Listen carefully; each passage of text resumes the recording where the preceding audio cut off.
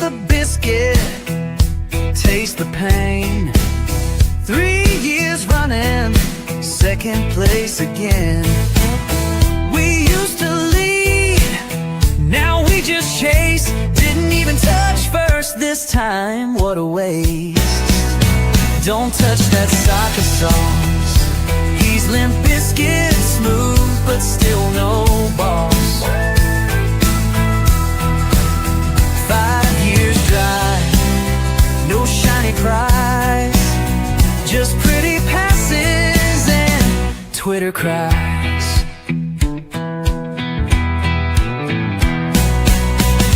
Taste the biscuit, taste the bluff. It's all clean boots, but not enough. Arteta talks like we're built to win, but silverware's allergic to the North London grin. We brought win the dog, but we lose even more. 3 times second, never the king. And this year, we didn't even lead a thing. Same TikTok reels, same post-match tears, same false dawns for 5 long years. From invincible pride to annual pain, we chase our tail like it's part of the game. Oi, get the checkbook out this summer. Hey, Florian! Oh, art thou Florian?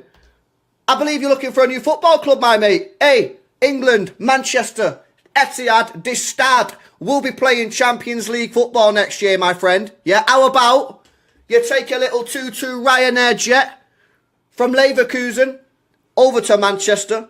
We'll get you a nice hotel stay. Little 2-2 medical, £300,000 a week. Couple bonuses thrown in there. 2-2 Ballon d'Or in a couple years. Champions League.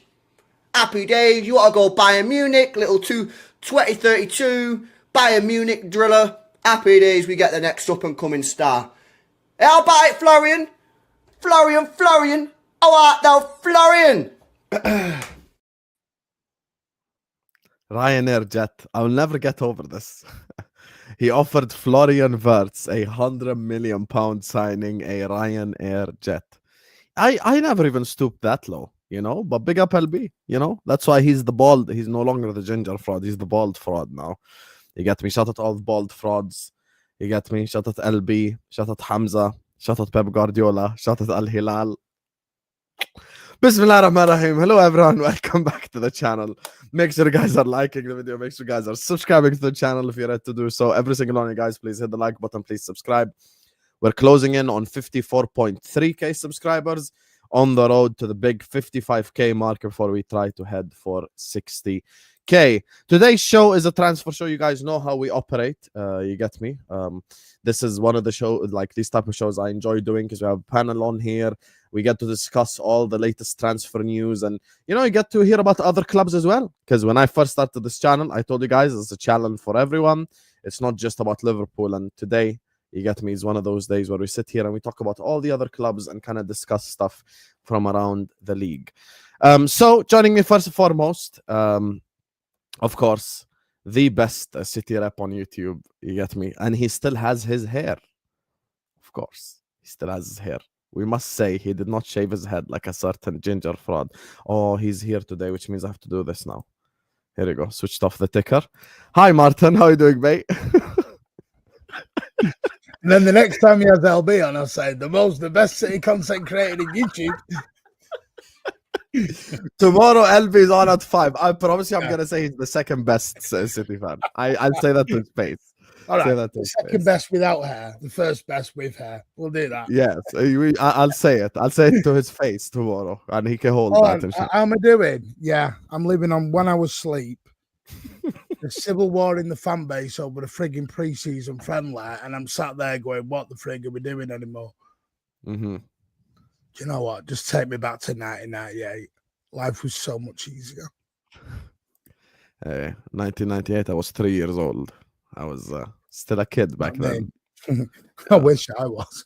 I think was I telling think I was meant to do like football content or become a footballer because I remember playing FIFA 98 on the PC, and they used to have like this indoor thing where you used to go like 3v3 indoors, bro. That stuff was legit like unbelievable. But listen, we all know Martin is OG City fan. You get me? Not like these glory hunters. He had a Anyway, goal last night, by the way, chat. What he Why? didn't realise is he didn't even give me 30 seconds to mod him before he started calling me a fraud in the chat. You're a mod. Make a comment right now. You're a mod on Don Hussam, and Don Hussam is not a mod on Mancuni anyway. The level of But disrespect. until you're in the chat, I can't mod you. But I was in the chat a lot of times, you fraud. I was. Many I'm times. in our chat at the minute. It's like World Don't War act like 6, you haven't 7, 8, seen 9, me and 10. except yesterday. Don't act like you haven't seen me except yesterday, man. Come on. This ain't gonna work. You get me. Let's not go there. Anyway, from one Martin to the other, he's been golfing. He's been enjoying the sunshine. He's been having a great time out there. You get me, and he's finally back. I can't lie to you. He done me dirty twice. I invited him last time, and midday he's like, "Listen, I got invited on a boat. I cannot say no to that." And low-key, I was a bit mad, but then like 5 seconds later, I'm like, you know what? He actually has a point. Because if I got invited on a boat, I'd say fuck all this as well, and I'd just go on the boat. But anyway, there's a person taking a boat from Chelsea to Arsenal.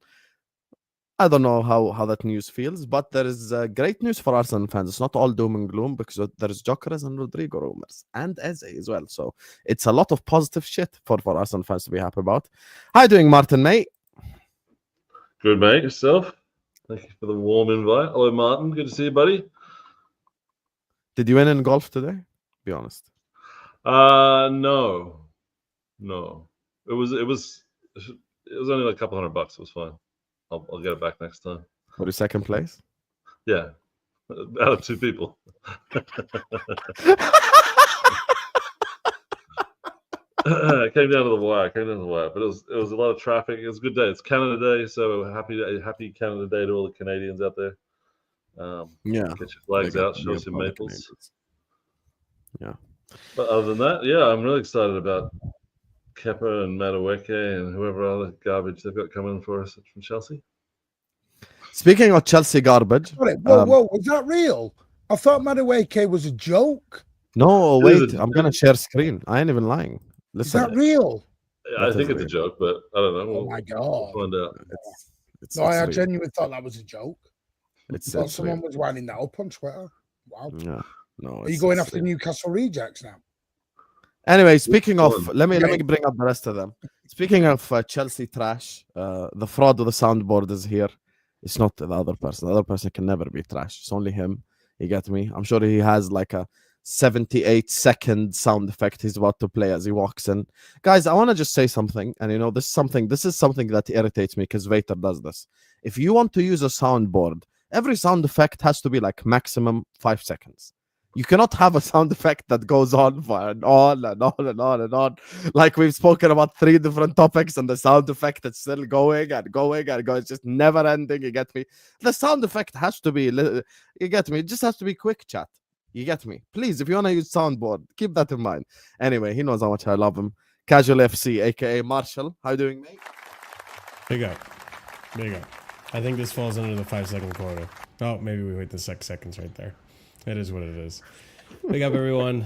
Nice to see Martin is excited about his potential signings. Absolutely no sarcasm in his tone of voice at all. And I can't wait to speak to Martin about his preseason friendly that he had yesterday. We'll talk about that, I'm sure. Chelsea so good this summer with their signings. We had to bring another Chelsea rep on. You get me? He's definitely one of my favorite Chelsea fans to work with. Massive upgrade on Ziyad for Ahwa shows. He done me dirty last week by falling asleep, but we forgive because he get me every now and then people make mistakes, as I like to call him, Virgil van Dijk from Wish, and that's literally a compliment because it's Virgil van Dijk. It's my captain, so that's never an insult. Man, like Ahmed is in the building. How do you, Ahmed, mate? I'm doing good, man. Hope you do well. Hope you're all having a wonderful day today. Just enjoying the off season. Big up to you, Ahmed. Big up to you. If I actually, do you still lag with the ticker, Martin? Me? He's lagging already. I cannot believe this. Every time I just switch on the ticker thing, he lags. I swear to God. There is something with the ticker. No, City Martin, not you. It's City Martin. against me. Yeah. Anyway, listen, big up all of you guys. We haven't even started the show yet. We do have already 400 people in here. Guys, let's please get the likes up. I know you guys enjoy this show. So please just like the video and subscribe. I don't want to keep interrupting the guys to tell you guys to like and subscribe. So please just get the likes up, subscribe to the channel, keep getting involved in the chat. By the way, Arsenal Martin, you want me to put Tunnel TV or Sad Football Corner? Yeah, Tunnel TV is good. Thanks. Damn, Sad. He's a hater now. Once he went full Gyokeres, like there's no coming back. Yeah. You know what, Martin, you're so petty and I respect it. Anyway, let's talk about City first, because I feel like we don't discuss City a lot on this channel. I think it's a very interesting topic. Mixed reaction, I would say, Martin. I'm not going to go OTT. Mixed reaction. Some City fans are calm, some are really upset at it. Some think it reminds them of stuff that have happened this season. You can't hear me? No, you disappeared over there, and I was only in half a sentence. Yeah, I was just saying. Professionalism. Yes, don't worry. I was just saying. Look, City fans, obviously, some really upset, some are okay with it, some I think have PTSD from what happened this season. Where are you with this whole City situation in terms of the Club World Cup game? Got knocked out yesterday by Al Hilal. What do you think of this situation? I'm not bothered. I've got the same energy I had for Juventus when we beat them 5-2, and I didn't get excited over that. And you know I didn't. So before anyone goes, no, you didn't, I openly said to everyone, Juventus meant nothing. Yesterday means nothing. It is what it was. It was, I think, listen, tournament is what it is. I think the tournament's a bit of a sham. I think FIFA's flopped it completely. You know, three-quarter empty stadiums, charging arms and legs. They're about to lower the prices 3 times. It isn't what it was all cracked up to be. Teams aren't playing the full 11s. Pep's rotated his 11 every single time he's rolled out. It's not for me. I'm more about the seeing. My biggest disappointment is not seeing some of the younger players. I would like to have seen maybe Kushner, Victor Hayes a bit more, things like that, Nico Gonzalez. But I think we've also put some players in a shop window. I think there'll be a lot of movement out in the door in the next 4 weeks. I think you'll probably see up to about 6, 7, 8 players go out. Grealish, McAtee, Gundogan, potentially even a Kushner go out on loan, maybe an Oscar Bob goes on loan. And we'll see what happens. Do we still think we need some more signings? Yeah. But to me, I'm not. It's very hard for me to judge what I'm looking at right now. I don't know what I'm looking at because that back line's not the back line. Is the goalie still going to be the goalie? That midfield isn't going to be the midfield going into the Wolves game. So how can I judge? So hard to judge at the minute. I mean, I don't know. I agree with what you're saying about in terms of the competition itself and how it's been ran, right? It's the first iteration of this new format.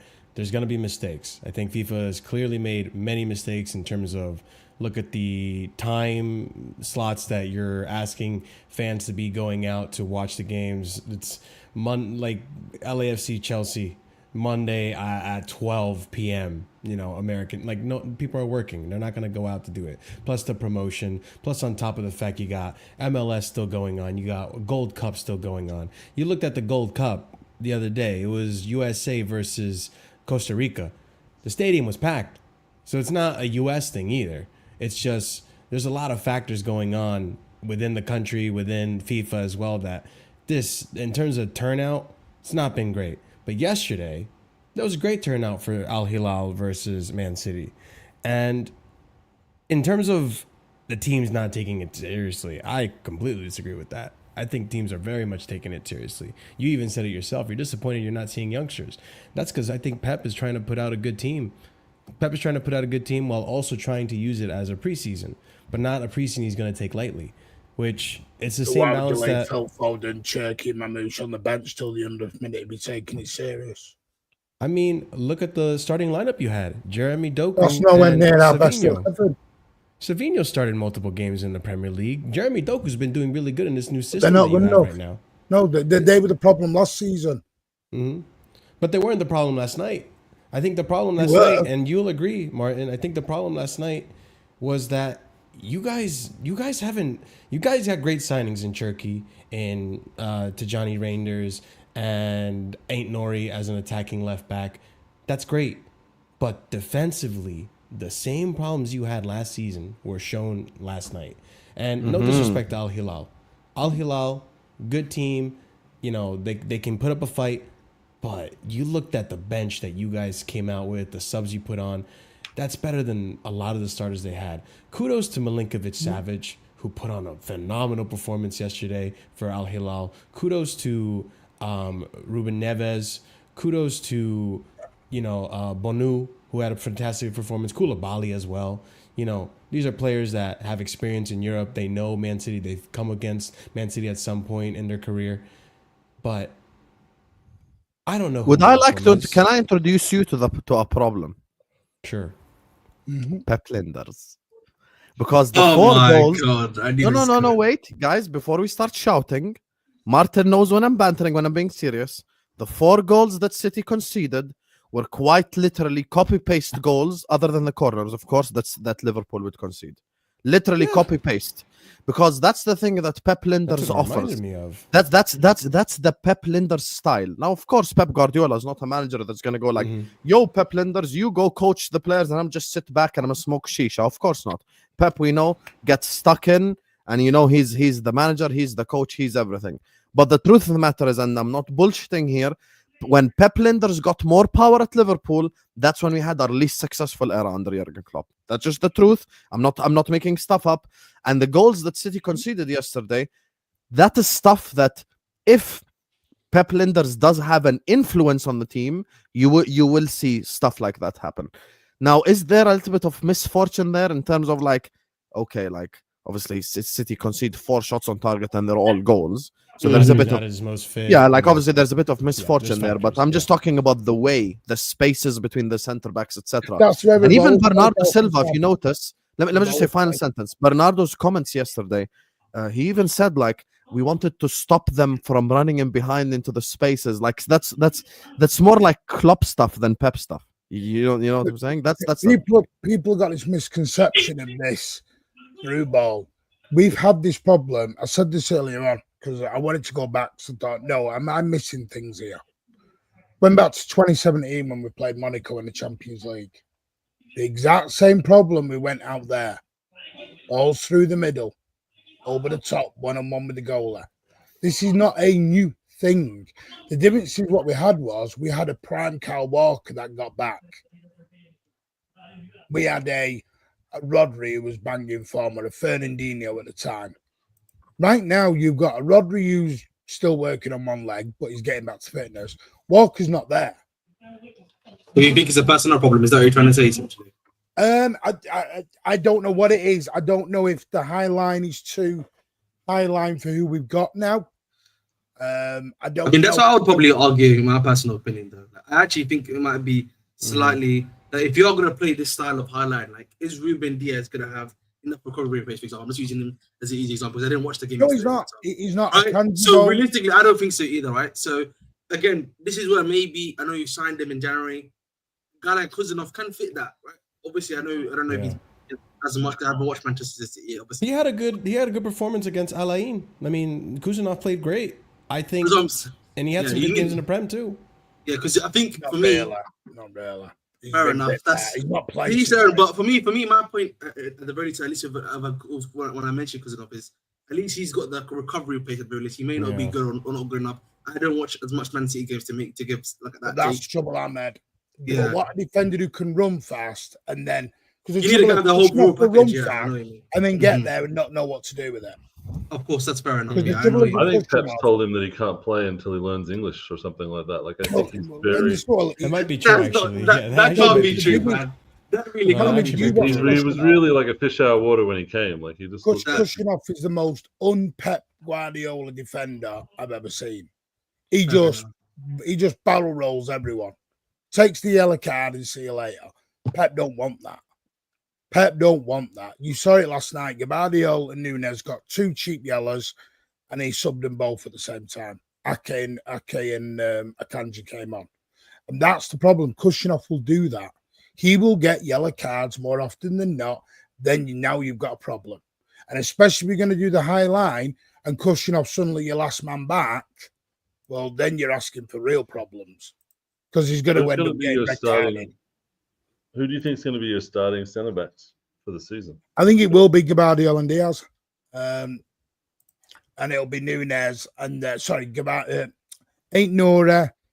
And then I pray we buy a right back. I don't think we will. I really don't. How about this? Give us your back five. Just your back five. Let's say first Premier League game. Give me Martin's predicted back five. Not Nunes, what you want to happen, what you predict will happen. I think it'll be the back five you got last night. Same exact one. So you're back. So it's gonna be Ederson, Nunes, Diaz, Gvardiol, and Aitnouri. Yeah, Gvardiol. I saw you on your channel yesterday in the watch along. You're giving a lot of praise to Matheus Nunes at right back. You like that player over there? Again, it depends what you're after. Do I like him for his defensive abilities? No. Do I like him for putting balls in a box? 1000%. I think he's very, very good at that, and I think he's probably better than Walker ever was. What we've got to try and find is probably a hybrid between the two, a Kyle Walker and a Nunes. Or what Pep has to do is, now I don't know if he swapped it over because we've never had a left back who overlaps. We've now got Aitnouri, who's better going forward than he is defensively. So is Aitnouri going to be the attacker, and we get a more defensive and player who stays a little bit more stable in the back line? I don't know. This is the problem. I don't know which way we're going to go. Right now, I don't think we'll make any more signings. I think we're done. Oh, wow. I think we're done right now. Wow. The thing is, we've got 34 players in the squad. We haven't got any more room. We're over the limit on foreign players because the last 9 signings, 8 of them have been foreign. We've got a problem with homegrown issues at the minute. City have a lot of what we've suffered from. It's not even now because we're trying to rectify the problem. The problem's been the last 2 years since the treble. We rested on our laurels after the treble and didn't do a lot. And we basically praised everyone and give everyone new contracts and bonuses after that treble on massive high wages, and now we can't get him out the door. Who's going to buy John Stones with respect on $250,000 a week when he plays 5 games a year? Who's going to come and buy a Calvin Phillips on $170 a week who can't get anywhere? Who's going to come and buy Jack Grealish on $300,000 a week? A Bernardo Silva on $300,000 a week? You don't think you're going to spend Livramento? No, because I don't think City will spend 80 million quid. It's going to take a world record bid for a defender, and City won't do that. And everyone goes on about City's money. City very rarely touch world-class world records on players. We very rarely do it. We even negotiated 5 million down on Gabardio because they didn't want to go above the thingy record. The guy at United, what's it called? Oh, his name's got out my head. Maguire. We didn't want to go over the Maguire fee, so we negotiated 5 million under it. Is Walker staying? Is that what I heard? Nope. No. Walker will go. I think Walker will go. McAtee will go. Grealish will go. Gundogan will probably go. But Martin, this is kind of where, I'm kind of confused because, I don't think finance is an issue, right? It's always going to be PSR and FFP with teams like ours. Don't you think, you call it a preseason friendly. I think in terms of PSR for our clubs, it's important that we go into this tournament deep so that we can make that extra money. Look at the money that Chelsea have made so far by going to the quarterfinals. It's essentially paid off for Delap. And if we go to the semifinals, it's going to pay for we had a 400 million room on PSR because we're not spent for 3 years, hardly. Yeah, because I just think, Martin, you probably agree with me. You need to freshen up in the center back. You need we already have. Center back. You bought Big Tays, you got Juma Bow and loan, and you bought Aitnouri, and you've got Kushner. You've already done it. Realistically, Aitnouri's not going to help you in the defensive aspect. He's going to help you with the attack. He's a full-on attacking. He's like a wing back. He might as well be. But that's what we're going to play, wing backs. Well, yeah. After that, I'm just saying, like after When that have you game known a Pep yesterday. Guardiola side defend? What was that? When have you known Pep to defend? You don't defend. I mean, it's just after seeing that high line yesterday, and not even just yesterday. I mean, we've seen it at the course of last season, and even the one that sticks I've out seen like it a for sore 10 thumb years. was Fulham in the beginning of the season. Fulham, how Adam Traore missed that hat trick of assists, you know, like or of goals, I should say. Best thing I would You've say had this is, issue. I don't know if you can go back and watch City versus Monaco from 2017. We've not changed. I want to actually ask you the question about obviously you're saying obviously there's a bit of an issue in terms of like moving on from some of these guys, right? Obviously, you just mentioned that you've got quite a bit of leeway in terms of PSR and stuff like that. So, do you not think you guys are at least be willing to like take the hit on some of them? Like, obviously, like yes, maybe I might lose a bit of money on the player or to a certain degree, or might have to, buy out some of his contract in order for him to be moved on. No, they're not going to buy anyone's contract. I think they'll do it with Walker, and that's it. If you buy out Jack Grealish, that's 30-odd million quid. No, I'm not saying obviously it doesn't need to be like a full buyout, but like maybe in terms of like certain amount. You don't need to obviously do a full buyout, of course, to like move the Big up to K-Mac for the raid, just quickly. Thank you, K-Mac, for the raid. I appreciate you. Big up everyone locked in, everyone who joined us from K-Mac stream. Make sure guys are liking on your way and subscribing. Go on, Martin. Answer Ahmed's question. Sorry, answer it again. I was missing. Yeah, I apologize because we just got traded. I was talking about. I was just saying. Obviously, I get the point. Obviously, that some of them is going to be way too expensive. I was talking about this like even like a partial buyout. Like, it doesn't necessarily have to be that you pay the fourth. No, because the players won't accept a partial buyout. Why should they? That's a good point too. Yeah. If you're John Stones, would you take a partial buyout? I mean, if he wants to play, that's the question, isn't it? Of course. But if the money's John Stones has been basically told he's going to be have limited time, and he said, "Fine, I'll stay." We've now got into a situation where no one wants to leave. The atmosphere around the camp. Can't lie, man. This is sounding a little bit like Chelsea. No, we're not as bad as your lot. No. I'm not saying we're as bad as us here. But the point I'm trying to make though is that post obviously us on the post Conte for us here, we had a bit similar issue to yours in terms of like actually moving players on, because we had done the mistake similar to you guys, like overpaying some of these guys, and then it was like they don't want to move on from these contracts, and so what we were forced to do was essentially just loan these guys out, take a loan fee for them. You can't anymore. You can only loan. And that's what I'm saying. And now you can't do that anymore, which was the benefit at least you had at the time. You know what I think City will have to do is. Yeah, this is why I don't think the rebuild is just this summer. This rebuild is going to take 2 summers. There's going to be a part 1, a part 2, because next summer you've got John Stones, Bernardo, potentially Gundogan if he does stay, all out of contract.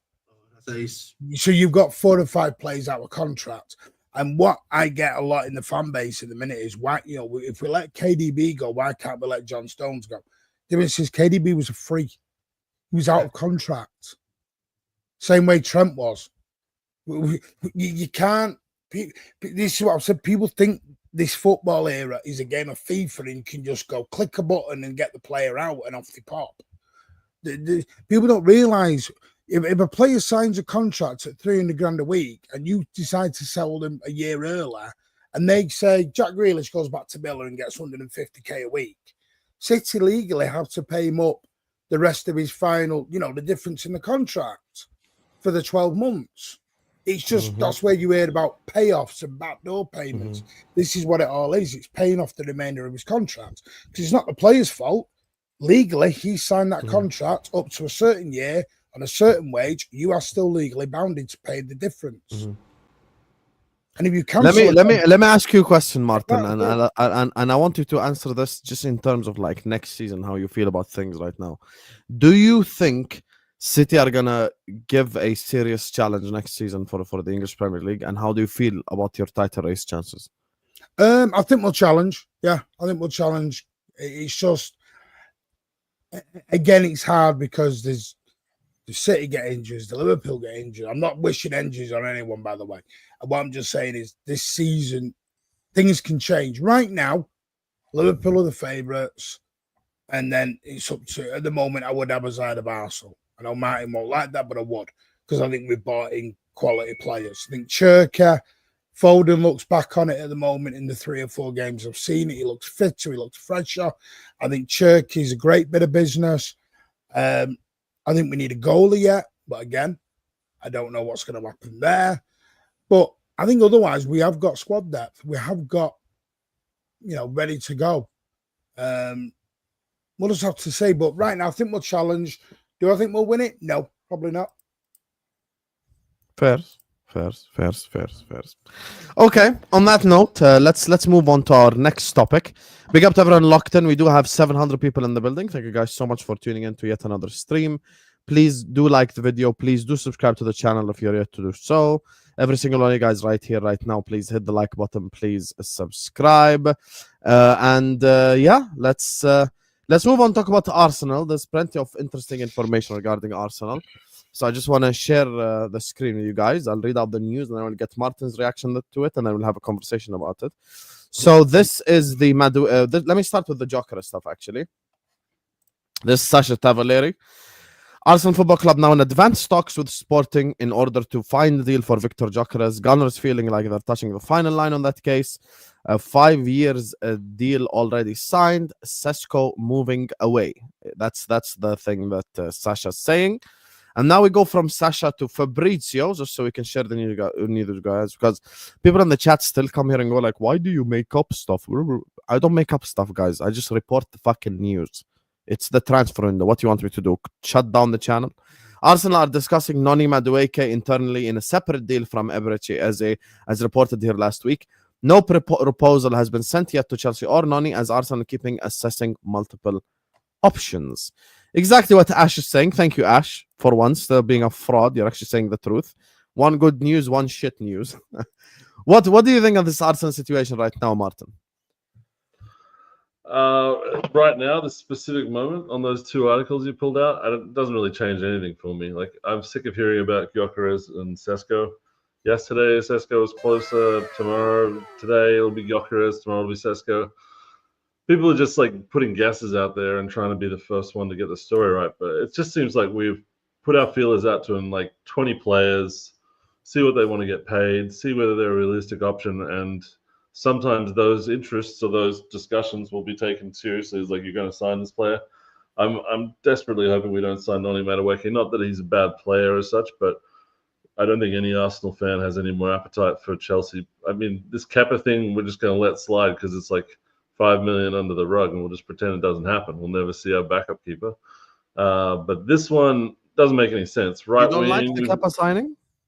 Yeah, Kepa's fine. Like, I think he's a competent keeper for 5 mil. It's just that it's another Chelsea player. We're tired, Robbie, I'm tired. I think we're tired. So whoever you have working inside my club that's forcing us to come and buy players from you every 5 minutes, can they please be fired? I think it's like a mole situation or someone's got blackmail. I don't understand, but there's plenty of other options. There's plenty of other fish in the sea without having more of Chelsea's kind of trying to rescue Sterlings and Havertz's and all these guys. So, yeah, it's not. Yeah, Arteta didn't like what he had to say. I didn't touch anything, Clearly. you guys. I swear it just says devices not connected. Yeah, I swear to God. It's not I think it was Madwake's agent just went no before he put the shine around. Martin, I have Surrendering no and idea trying what to the hell sell just them. happened. I swear to God, the thing literally just got me. You want to know something on Hi, Martin, he's back. Martin, can you confirm to the people I didn't do anything? Because That was me. I just got desperate and pulled my own cord and hoped that no one would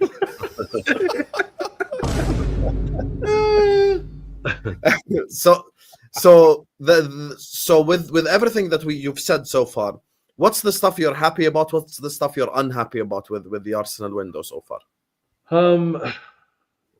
Well, it's kind of complicated because we've got Zubimendi and he replaces Partey, and then is it an upgrade on Partey? Could we have kept Partey? Like, I wasn't against him staying, but there's a lot of baggage that comes with him. So a lot of people are happy to see him gone, so that we can kind of like enjoy our midfield again. And I think between Zubimendi and Rice, we don't really need much more than, Norgard coming in. That's fine. I need to not see my under 15 players on the bench in a semi-final of the Champions League. Again, we've done this too many times. There was a There's a Kakuri guy that I've never even seen kick a ball for us that was on the bench. I don't even know what it looks like. I couldn't pick him out of a lineup. So I need to know who's on our bench. I need to be able to feel like there's options for us. Otherwise, we're just wasting our time here. So we're going to buy a bunch of players that are on the border of starting or, coming off the bench. I want to see us maybe get rid of one of Martinelli and Trossard and bring in a really good left winger like Leao or something like that. As I've said before, I'm not convinced by Rodrigo. Not that he's a bad player. I just don't know whether he would flourish in our setup. And Gyokeres or Sesko, I don't mind either way. Just get me one of them. I'm tired of having arguments with Arsenal fans about what the most important thing is. I've got people gaslighting me, telling me we don't really need a striker. We just need more creativity. But it's been like 3 years since we've had an actual striker, and I'd just like to try that experiment of having an actual, someone who can finish the ball. So, that's where I'm at. I'm trying to shut out all the white noise. Don't let any of the rants get to you. It's still off season, and despite this Club World Cup being on, it is still off season. So there is one thing you forgot though. You haven't spoken about. I thought you'd be a lot more excited about it. The Eze stuff.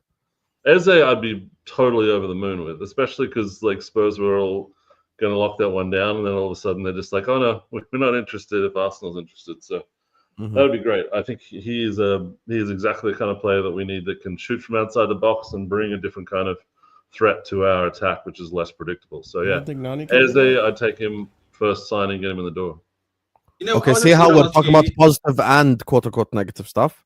Madueke, you haven't said anything about him. Let's tell us, what do you think? What can I say about him? I mean, he's not really a left winger, and he's not going to start above Saka. So, even him going into that position doesn't make sense to me.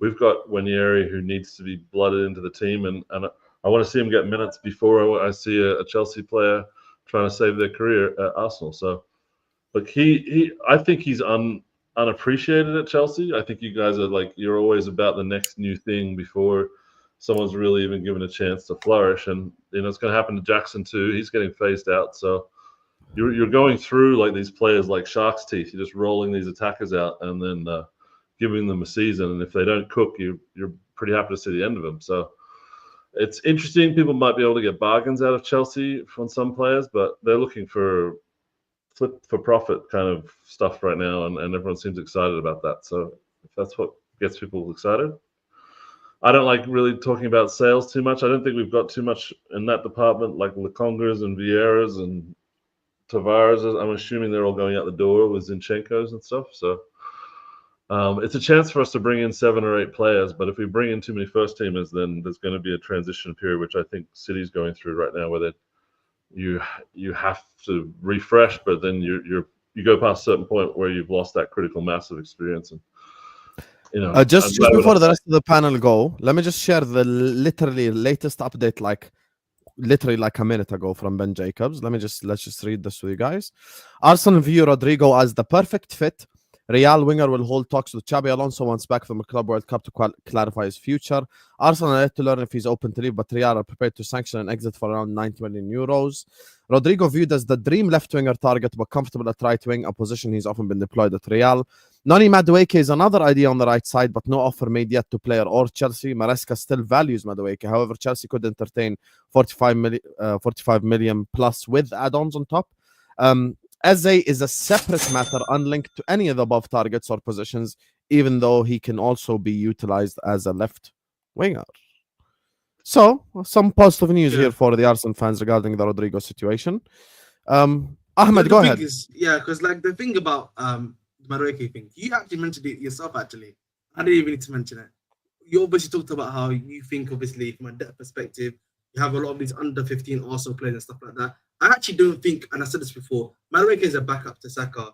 I don't think it's much of a problem. As long as he's not going to be maybe one of the main guys competing with you on the left wing, and then you get an actual left winger separately. I don't really see that, in my personal opinion, as a problem. Again, he's played in the league, has Premier League experience as well.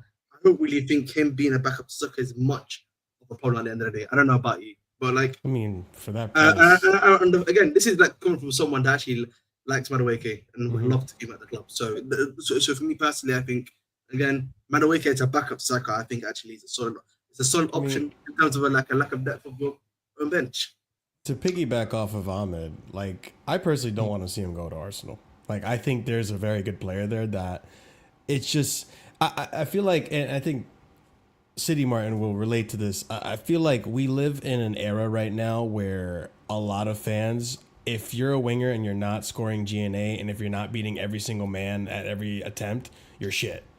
And that's just not how football works. Like, it's just not. But we live in this instant gratification era of like, oh, he has to be able to beat every man. Oh, he has to score every opportunity he gets. And otherwise, you just get put to the wayside.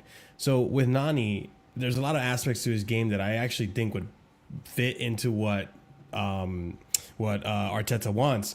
And seeing how Arteta played last season, very defensively, one thing that Nani improved on this season was his ability to track back and defend, which is one of the reasons he's played so much for Chelsea, which is he'll come back, he'll defend, he'll tackle, he'll challenge for a ball, and then he'll win it back and you'll initiate a counter.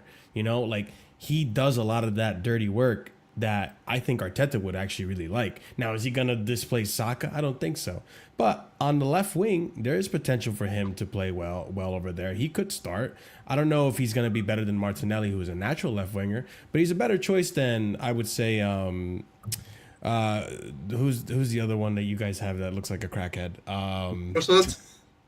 Yeah, Trossard. Yeah, he's probably better than Trossard. No, I don't even think you can say that, and that's the problem. Madueke ain't better than Trossard. What are you on about?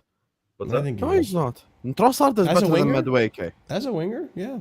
Yeah, Trossard is better than Madueke. Again, I don't think it matters. Where are we going with this conversation? Are we really doing Madueke No. properly, guys? Listen, Sam, let's move. I'm going to move past that one really quickly and just say, listen, if you just look at Madueke as generally as depth and right wing cover, I actually think he's a solid signing for you guys. Yeah, That's all you have for to look 50 at. million? Listen, it's about. I mean, I think the problem about the money, I always say, is that it depends on whether or not your manager values him. If your manager actually values him, says, you know what, I don't care, bring him in for that set price, then that's what matters at the end of the day, isn't it? That's what I always say. It doesn't matter. Listen, I may not like stage. We're not going to be satisfied as fans with buying someone who might be okay on the left wing if you gave him a try for 50 million. Like, it just doesn't sound like we know what we're doing. And if we do that deal, I think everyone loses a lot of faith in Berta. They lose a lot of faith in Kroenkes, and then the Arteta stuff cranks up to max again. So hopefully they're smart, especially right now. Like, if you're going to do a deal with a Chelsea player, they did it right with Sterling because they did it at the end of the window before anyone had a chance to complain. It was just like, oh, it's over. Too bad, you're stuck. So Yeah, that was tactical. no one wants That to was see very a tactical. Chelsea player at the That start. Yeah, get it done. Oh, at now deadline there is 3 day months with to an hour complain to about. go. So there's no time to bitch and moan. I'll be honest with you. I know people are about Rodrigo, and I get it. Rodrigo's the name. It's the sexy name from Real Madrid and the big thing. I'll be straight with you. I'd be more frightened if you got Eze than I would Rodrigo. Yeah, true. And I'm not even trolling at that point. I'm not trolling. Rodrigo, for me, and I would say the same as City, he scares me in terms of I could just see him being a total ego in the dressing room and really upsetting apple carts everywhere. Whereas Eze, he's Premier League ready, you know what you're getting, and the guy looks like he's just chomping at the bit to move his career on from Palace. Yeah. And he would with the move improve on that. like the last 3 windows now. And plus, he I've would been a big fan of improve that. Eze since he was at He would QPR. improve our central creation, man. I think obviously Odegaard this season has not been as good. But I you think bring they in a want him guy. for left wing, which I told people And I like get he it. can play Arsenal left wing. fans think they're getting both, but I doubt you're going to get both. Okay, The thing I is- want to say something on this topic. Listen, first of all, big up Fonzie says, big up Martin. As an Arsenal fan, I want Madueke. Bro, see, some Fonzie. Arsenal fans will prop anything that the knows- club does. This He is knows the about reality. Fonzie I want to say something. Look, Martin hates when we criticize his club, and he thinks like people moan a lot of the time. But there is stuff to praise in recently, like with Arsenal. There's stuff to praise and there's stuff to criticize. I'll give you my honest opinion on this Arsenal situation. I think signing Eze will be phenomenal. I think signing Rodrigo will be phenomenal. I do agree with City Martin. I think it's going to be one of them. I don't think it's going to be both. Let's be objective here. It's a World Cup year. Rodrigo wants to start for Brazil, as they would want to start for England. They will both wanna play. Like, let's be serious here, right? Odegaard is not going to get dropped. He's Arteta's captain, so let's put the whole Eze is going to come to Arsenal. And to you're be not getting Odegaard one back for up in the 90 back. mil, and you're not getting, if you were getting Eze for like 20 million quid, you're going to Yeah, exactly. Wow, chunks of money on Eze. Martin, you could use a player you signed. You know, if Arsenal signed Ryan Cherki at the start of the window and they said he's going to be a Odegaard backup, fairs. But please don't tell me you're going to sign Eze to put him back up. Like, let's be serious here, specifically given how much money you're going to pay for him as well. So I think it's going to be one of Eze and Rodrigo, and I actually think both are very good for Arsenal. I think Eze is very good for Arsenal. I think Rodrigo is very good for Arsenal. I think Rodrigo will have a similar impact to Wirtz in terms of like the message it sends. I think it's a unbelievable signing. I think we've got to deal with this. It reminds me of Pepe. I'm getting these like flashbacks of when Arsenal were going to like finally make a big impact signing. It was going to be this Pepe winger. was a lot more I expensive. don't think Rodrigo is the character to like take this club, put it on his shoulders, and say, "I'm gonna be the difference maker." I think he's a shrinking violet. I think you've seen it at Real Madrid. He's happy to like play second fiddle until someone says, "Hey, actually, but that's we're at Real trying to get rid of Madrid. you for like a year." No, I agree. Sam, I think he's That's at Real Madrid. Like Luis Figo played second fiddle at Real Madrid, by the way. To R9 and these guys. Beckham played second fiddle at Real Madrid. You want to know why? Because it's Real Madrid. Who was the main guy at Real Madrid that time? R9, Zidane. Those were the two main guys. The rest all played second fiddle to them. That's just the reality. By the way, Rodrigo doesn't get loads of G&A. I know that's the big thing because I was looking at with him. He's not a GA merchant.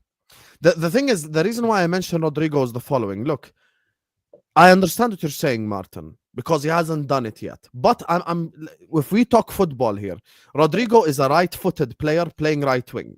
Okay? Let's imagine best winger in the league, Mo Salah, playing left-hand side. You're taking away the most basic thing, which is cut in and shoot. That's something that every winger loves to do nowadays, and you're taking that away. That's why. And Rodrigo is a big game player as well. We've seen him We've seen him do it like the biggest games. Like we've seen him do it against all our clubs, essentially. You know, maybe not Arsenal because you faced them only once this season, but we've seen him do it against the best of the best. And that's the thing with Rodrigo. So I think regardless, Rodrigo or Eze, I think both are phenomenal signings. Big up to Northside for the raid as well. Thank you so much, Northside, for the raid. I appreciate you, my brother. Big up everyone who just walked in from Northside stream and everyone in the chat. Make sure you guys are liking and subscribing. So let's work our way now. See how we're praising Arsenal. I think Zubimendi is a great signing as well for Arsenal. I think those two are phenomenal signings. Now we get to where the issues are. I disagree with Martin. I think there's a massive difference between Sesco and Gyokeres. I think one guy's an absolute goal-scoring machine. The other one is like a risk. Of course, there is no guarantees. Chat, there is no guarantees in football. We know this. There is no guarantee that Wirtz will work. There is no guarantees Cherki will work. There is no guarantees that Joao Pedro will work. That doesn't mean we're just going to shut off the club and not sign anyone. But you have to. But you have to pray Wirtz work, so we're all coming after you. But you have to mitigate the risk. You have to look at players that are a little bit more proven. Gyokeres done it in the Champions League, goal scoring record unbelievable, plenty of goals. Done it with scores with his left foot, with his right foot in tight spaces against low blocks. That's I think is the smarter option. 13 goals in 33 Bundesliga games. I don't think that's very exciting for Arsenal fans. Now we get to the shit part. Madueke and Kepa. Let me just say my opinion on Kepa. Put the accountancy to the side. 5 million is what he cost. No problem. He cost 5 million. That's very cheap. I agree. He's also shit. Which means if Arsenal are in a quarterfinal of the Champions League and Raya, God forbid, gets an injury, because we never wish an injury on anyone, and Kepa's playing away from home at Atletico or at home to Atletico, blah, blah, blah, he could easily cost you the game. Ask me. I've seen it with my very own eyes. Loris Karius, Adrian, I've seen it. The only reason why we didn't win a double that season, no one's going to convince me Bayern would have beaten us. Bayern would have beaten us my ass. We were the best team in Europe that season when we won the league.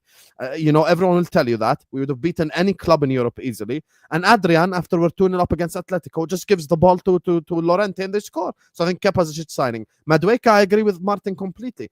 People saying, I think Martial and Ahmed are completely gaslighting. I think they're gaslighting the fuck out of Arsenal fans. Guys, Madueke has 7 goals.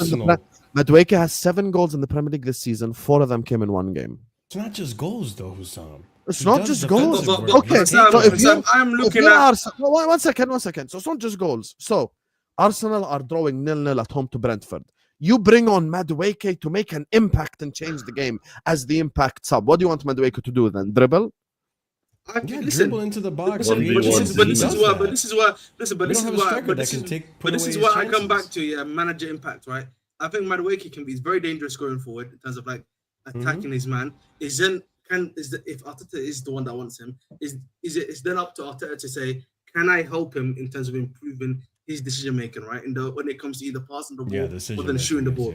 That's what it is. You know what I mean? Yeah. We tried that this season at Chelsea with Maresca, and it produced varying results, to say the very least. And listen, mate, if Arteta believes he can get a tune out of him. And again, I don't think Madueke is bad if you look at him not as a starter, but as a depth. That's what you have to look at, man. If you look at him as depth, I generally don't think he's a bad option. Yeah, I mean, listen. That's not me gaslighting, by the way, Sam. This is not me gaslighting. This is me. I know you. Okay, fair enough. Maybe Ahmed's not gaslighting because he's Madueke Nation, so he's the guy that literally I'm runs. Not gaslighting either. I like the player. I think guys, he's a good why player. are we bullshitting, man? Come on, Madueke is not going to make Arsenal any better here because okay, hand on heart. Okay, hand on heart right now. Would I rather sign? Okay, Salah, right? We need backup. Would I rather sign Nwaneri to be Salah backup or Madueke? I'd rather sign Nwaneri. I say it right now. I'd rather have Nwaneri be right wing backup. I have to see more of Nwaneri. That's the problem. Because people have said that to me. Like, I'd rather have Nwaneri as a backup to Saka than Madueke. And I'm like, okay, I mean, yeah, he had a great season last season, but let's see if he can do it again. And on top of it, you have an Arteta that doesn't trust him. Otherwise, you wouldn't have these links. So he's not actually a right winger by trade. I need to ask this because I'm just trying to work it out in my head. What is Arsenal's best midfield then at the minute? Midfield, and then I can try and work out. Because if you're getting Eze and doing the 10, well, where's Odegaard going? Because I thought Rice was being pushed forward. That was the reason. But I'm a bit confused there where you're going because you push Rice forward. I think a lot of people are imagining Eze as a left winger for us because he's done well in that position for Palace when he's played there, and also he brings a lot more intelligent threat to our left side, which has been left out in the dry, hang out to dry. So I would say Zubimendi, Rice, Odegaard, and then you would have Eze, Gyokeres, Saka, or something like that would be my front three. But some people would put him in the middle, and I don't mind playing around with that. We need to experiment a bit more with our midfield rather than just being 4-3-3 predictable and 4-2-4-2 when we're in defense. So we just need to have variety of combinations. And Eze and Rice, like I feel like you can drop Rice back to the 6 if you're resting Zubi, get Eze in the left 8 if you wanted to, or he could even bench Odegaard on the right if you wanted to have some time down for your number one player. So I don't know. You do all know it's a World Cup year and you're sticking Odegaard to a bench. No, every player needs rest, right? Like who's competing with Odegaard? I think people are forgetting, this is a World Cup. Yeah, but you don't sign Eze to compete with Odegaard. Yeah, this is what I'm trying to get my head round here. Because Eze's going to want to play. Odegaard's going to want to play. Zubimendi's going to want to play for Spain. That's a good problem to have. I think we need competition for our spots. I'm not concerned about that. I mean, I know Arsenal. Don't ever dare moan about if this goes wrong then at your club.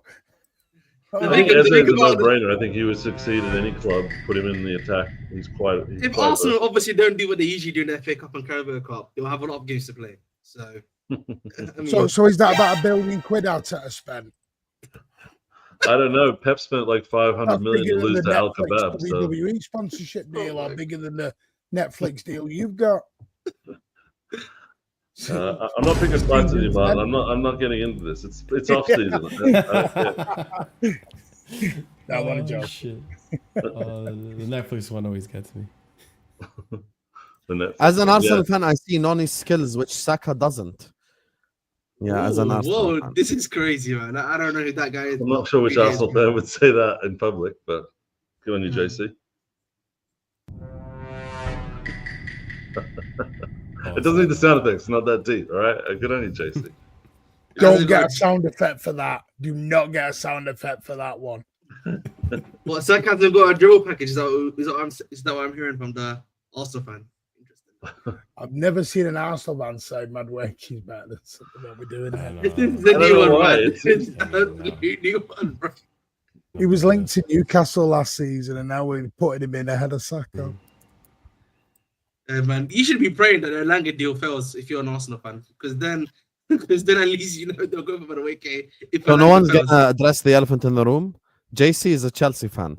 We know who I knew he JC was a is. Chelsea fan. That's why I kept Oh, it. yeah. I don't know. Well, if no one's JC gonna is trust JC, you. that's You guys why all I know know. JC. JC, you ain't new around That here, or brother. is- or But is as an he I knew Arsenal fan, JC was a Chelsea why you fan. lying, you bum? You're trying to sell someone. They're really trying to sell As us. an Arsenal fan, you fucking liar. Please take Madueke, please. Why are you Do want lying, McAtee bro? as well? Do you want James McAtee? Quality number 10. He'll look good. 25 mil is yours. You know what's Hey, funny? we got Chelsea Max actually wanted him Dallman 2 seasons coming ago. through. I'm pretty sure you would probably know that. We wanted actually McAtee 2 seasons ago. Yeah. But you're thinking, Up to Adrian like, and Karius are Chelsea fucking fans, do you mental want trauma Grealish? for me. Same. no, we're all right, man. 17, he 18, doesn't fit the 17. age. He doesn't fit the age range at Chelsea anymore, man. We only go for 25 and then so. Age range, yeah. Anyone over the age of 19 is banned. True. Listen, 17-18 season, I was depressed after the Champions League final. I swear. Salah got injured by Ramos, and the Karius thing happened, bro. I hated football for a little I think I need to stop you there on this Kepa stuff because he's better than all of the other backup keepers in the league. Like I'm actually Garbage. quite Nope. confident with Absolute him. garbage. No, I'm calling BS right now. Okay, He's who not- have you got? Martin, Who you're have you doing got? this, but you can't. say Mamardashvili. bro. Easy. Come on. Mamardashvili. That's not What Ortega. has he done in the Better Premier than League? Zero. He hasn't even played a game. Ortega and Mamardashvili. Easy. Ortega Yeah. better than Kepa. What's that? Ortega. Ortega's better than Kepa. Ortega, he's looked a bit. Hey, he saved wishy-washy that fun lately. one-on-one. You You do guys this were for all like, Kepa, but you won't Ortega's do at this for number one, and then Madueke, you were bro. like- What's up? What's going on here? Changed your Yeah, mind. I- I don't think listen. it was that bad. I think he had a very good season for Bournemouth. I think he had like a 72% success rate, save success rate, same as Raya. Like the stats are fairly similar, and if they can push each other in Spanish, I'll be honest though. Like, I don't really listen, care. one thing I I will say, caught yeah, you, JC. Don't try One to thing- play the game. one You thing fraud. I will say, yeah, Martin, and word of advice as a fellow Chelsea fan, you know, as an Arsenal fan to a Chelsea fan, don't make sure you make sure you got good blockers in front of him because Yeah, we one gotta long do- shot and it's 9-9, Training. mate. That's what I'm saying, man. One long shot and it's 9-9. If I never see him play for us, I'll still be happy. So he's better than the Neto keeper we had. He's better than Ramsdale. He's better than Matt Turner. He's better than all this rubbish that we've put money into. So you know, Oh You've my gone through a lot God. of keepers, you know. That is copium. You've gone we've through been a through lot. a lot of keepers. Yeah, I mean, you guys know it's hard keepers in this game. You know, you've still got Sanchez, I and know, man. City still has Edison. And I've got You know? Jorgensen too, man. You know what I mean? I've got two and a half bench. I can't lie to you, Martin. Even your Australian brother is calling you out here. You know, Nick is a great guy and stuff. Big up Al Jazeera, Nick, Australia. he's lost in the sauce. He's just obsessed with laughing at Arsenal. I think he needs to unplug for a while. Hey, big up, Nick. This is a massive statement here. Signing Madueke is worse than Dallas trading Luka. I have to disagree, man. I don't know about that. Wow. One of them is a generational talent. You Yeah. can't be worse I than don't know losing a about that. generational talent. Ash, If you're that's a looking at great GNA, topic. you'll never rate Madueke. This generational talent and world class I are hate words that, that yeah, need man. banning out of football. No, That's no, why no, I don't- no, no, Martin, no. That's why I Banning don't out say it. football. That's why I don't say Listen, it. That's then it. That's it. I have What to the hell? say, this guy that got traded is genuinely a generational talent. He was doing stuff. No, Ahmed, not that. Anyone who's I'm had sorry. more than 5 good games is generational talent if they're 19 or No, above. no, this guy's been in the league. And you've got This is anyone an who's NBA player. 28. He's and talking more about than- Luka, Martin. I'm talking about Luka, bro. I'm talking Oh, about he's talking about the basketball player. He's talking about Luka talking about basketball Doncic. player. He's not talking Yeah. about the Yeah, I'm talking footballer. about basketball player. Hey, if Madueke is a generational talent, Anyone end the sport. generational at basketball apart from Michael Jordan. Oh, All right, man. fair. Sorry, There's I'd nothing rather generational see about in the eyes Madueke than watch except his music. basketball. The mic dropped right there.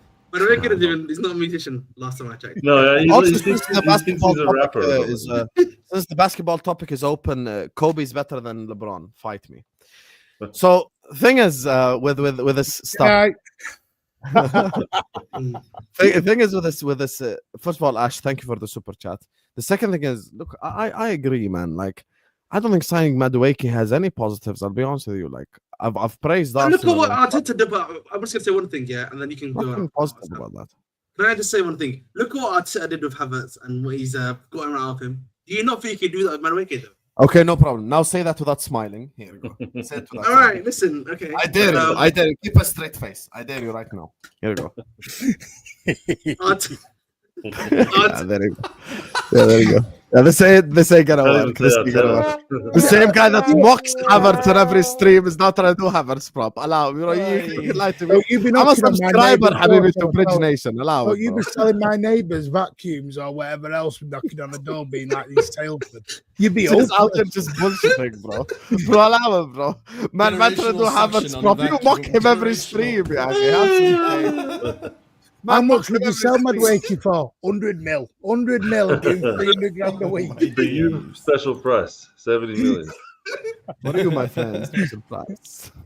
Yeah, I'll be honest with you. If I'm Martin's place, Arsene Martin, my head is hot at Chelsea. Like, I just have a deep-rooted hatred for Chelsea at this point in my life. I don't know what just think- Chelsea are doing. They I think- like the next day they'll just buy some Every random game of the player. prices, right? One For thing I will anyone. say, if the Kuda stuff is true, yeah, and you decide, you know what, we're gonna have to force that deal through, then we may actually go lower for the Madueke price for you. That might actually be a reality. JC, are you gaslighting by saying Madueke is better at heading the ball? Who gives a fuck about a winger's heading ability, guys? Where are we going with this sport? Listen, man, you need. Guys, where are we listen, going man. with this actual sport? Guys, You didn't. I think I've seen Salah like box. I think I've seen After Salah this, I'm like from convinced JC's a 400 troll. goals he scored. Just Like a maybe troll. scored 2 headers max, bro. Where are we going with this shit, bro? Can Maybe we he's allow can't it? thinking believe- about chipping it to his Yeah, own head. because I'm sat there bothered about Jeremy Doku's heading ability while he's Heading running down the left ability. wing. Come on, man. We He saw almost scored Jeremy a header yesterday, Hojoki's actually, heading funny ability enough. yesterday. It's terrible. Yeah, he almost Terrible. scored. Guys actually, are mad. I ironically enough. swear to God. Man said he's better in the headers, bro. Wow, the winger has better heading ability. I'm so upset. You listen, you have Game's changing, convinced us. Wissam. The game's changing. You've convinced us. You're lucky I called you out because I know you're a Chelsea fan as well. But hey, I don't know what Chelsea are doing at all. I'll let the Chelsea fans explain because I'm telling you, I feel sorry. Perfect segue, actually. Let's talk about Chelsea. You get me? Big up everyone locked in. Make sure you guys are liking the video. Make sure you guys are subscribing to the channel if you're ready to do so. Every single one of you guys right here, right now, please hit the like button, subscribe to the channel. Guys, we have 800 people in here. We're having a great time. We're not even at 300 likes yet. Yeah, and we're talking about Madueke. You all have worse heading ability than Madueke because you can't even hit the like button. Hit the like button, you frauds, right now. Big up to all the super chatters. Big up Ash, Fonzie, and JC. Everyone, please like and subscribe. So, who shall I go? Let's go to, you know, want something? Let's go to Ahmed first. Because Ahmed has stronger opinions and he's a little bit more fraudulent. So, Ahmed, Chelsea, Joao Pedro, Gittins. How you feel about your club right now? Right now, I think they're solid signings in general, in my personal opinion. Again, the way I look at signings as a current Chelsea fan is, do they fit? I look at them obviously as a player. I look at some of the obviously the statistics in terms of what they do, underlying statistics, and does it suit the manager? Yes or no? And then really for me, then after that for me, I couldn't care less. You know, my opinion doesn't matter at this football club. I've said this before. But Joao Pedro, in my personal opinion, he suits the team. He's a versatile attacker that we probably will need, particularly on that left wing in my striker, in my personal opinion. It's a great dribbler over the ball, can go 1v1 with his man, which is something that you need in the Maresca system. And at the end of the day, you know, the main thing about him, in my personal opinion, is that he's Prem proven. That's one thing I think, you know, we've been lacking a little bit in that department, at least in the Premier League. Guys that have played in the league, have that necessary experience in the league, of course. And he just now needs to step up to that next level, which is, you know, a great place to be at Chelsea. So I think with Gittins, Can I ask you this before you move on? You said A Prem great proven. place to be. What for? The camaraderie? Getting a listen, man. Listen, How'd you get a car parking spot in your training ground is what I want to know. Listen, man. Listen. Is it a waiting list? Listen, Martin asking the hard-hitting questions. Listen, that's a real hard-hitting question right there. But you know, listen, that will be sorted How out do you get a before parking August. spot at Chelsea? How? Be honest. Especially on a Listen, you're 10-year gonna have to ask the groundsman on that one, man. Hey, I'm sure the carpooling stuff is unbelievable over at Chelsea. They have to go together because there's no Maybe, way. maybe you just Uber it, man. Maybe you just Uber it. That's probably You what I'd say. stop Maybe doing just that. Uber What it. was Series like Robbo and you were Trent saying back something in there the about day. Joao Pedro, like he's Stop Prem doing proven. it. Prem What's proven your at what? obsession? No, what I mean by Prem proven is he's got experience in the league. He know what the league's like. He's playing the league for quite a few years now. That's the sort of thing I always say. It's kind of like Prem proven. So do you want to see him as like a winger or like a second striker or as a striker? I or think as for a me, defender? it depends on what the manager wants. I don't know personally. I think he might work best obviously in the two, because I know the managers kind of tweak the system now to almost have like a two striker man formation. which I think will be kind of helpful. Obviously, you have Delap, who probably needs he's the type of striker that you probably have to feed, right? You have to give him opportunities. I like Delap. Right? I think and that's so great sign. pairing him obviously with like a João Pedro is perfect because João Pedro is not necessarily more so known for his goal scoring, but he's known for helping out in the creative wise, right? Dribbling, passing, and stuff like that. So you do that, that's their 1-2. So I think if we're going to make fun of my club for going to Chelsea all the time, we need to make fun of Chelsea to go to Brighton every time you guys get bored. Like, listen, I hear you. I hear you. I'm convinced if you guys didn't win that Club World Cup game, you wouldn't have bought João Pedro the next day. It feels like you're just like buying players as decorations for your like. You know what it is? So no. I think what's going on at the club at the very least is that I think they have their own set of budget, which I don't think they've touched yet. Because obviously, if you don't know, we've made more than enough money to buy both Delap and João Pedro from the Club World Cup with the fees you just received from that one alone. Again, we've got a quarterfinal now, which hopefully, if you do win that as well and go into the semis, that's basically Kudus money. Allegedly. Do we all get to do this? Like, because we made it to the semi-final of the Champions League and made 100 mil. Does that mean that we paid off Havertz and like a bunch of other players, or is it just? I mean, listen, if that's what we want to go with, I'm all ears for it. Okay, just check it. You got Sterling, Hamza. Sterling. Let me just read this because this is interesting. Because there's one guy you haven't mentioned, and you're a fraud, Ahmed, because you didn't mention him. Big up to Naval Nation. Thank you so much for the super chat. Said Todd drags Arsenal by the necks. Oi, you forgot Jackson, you prick. Hold on. Not so quick. 35 plus 5 sorted. Now piss off and let me win my trophies in peace. You know what? Hey, big up Naval Nation. I'm gonna speak about. I will speak about Jackson. Thank you for sending us. No, wait. Do you think just yes or no? Do you think Jackson leaves? Yes, but I think it will be to Aston Villa or a club in Italy. Probably will be. That's what. Marshall, do you think Jackson leaves? At the moment, no. If Kudus comes in, yes. So who's your striker options then? It will be Delap and João Pedro. Delap and João Pedro will interchange probably. And What I think the fuck happened to the that 10 Osimhen stuff? position. You've been talking about Osimhen for like 5 years in a row. He's too expensive, pass me. He's too expensive. His wages are unrealistic. You don't see. You don't work in a wage structure, mate. I need to clip this from a Chelsea fan. He what? You don't see the current wage structure, bro. I'm saying to get out of times, man. You doesn't fit the wage Expensive. Yes. Yeah, he doesn't see the wage structure, Martin, man, these days. Yeah, I got the memo. The wage structure these days. Martin, you brought it up earlier about, there's more to, it's not like FIFA, there's more to selling players than just, hit a button and go. You got to think about wages. But listen, the thing about Chelsea, I'll be honest, when it comes to loopholes, we're great at that in terms of FFP and stuff like that. But on a serious note, the club has genuinely has done the thing of like having an actual wage structure. None of our players, I actually think, even have 200k if they include bonuses, right? If you include bonuses, they go over 200k. But like base fees, I think the max were 160, 170 probably. Like we literally have not touched that structure at all as of recently. Obviously, you still got our number Sterling. Is great. Obviously, again, Sterling and Chilwell, which is the two.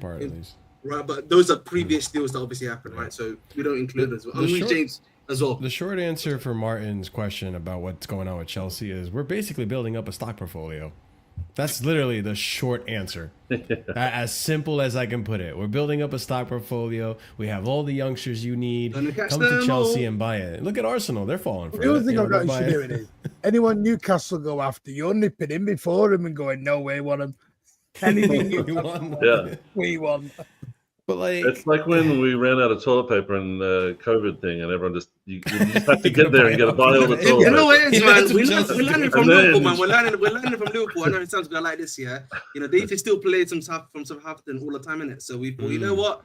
We saw that model of Brighton, Southampton. You know what? We'll just steal some. Yeah, but after stealing the Southampton players, we won the league and the Champions League. You're gonna win any of those? Listen, inshallah, next year or two. Inshallah, next year or two. It's part of the long-term project, Hussam. Long-term project. The long-term project. There we go. Yeah, I mean we're not signing short-term players anymore unless it's an opportunistic signing, and even then I'll kind of see it until I believe it.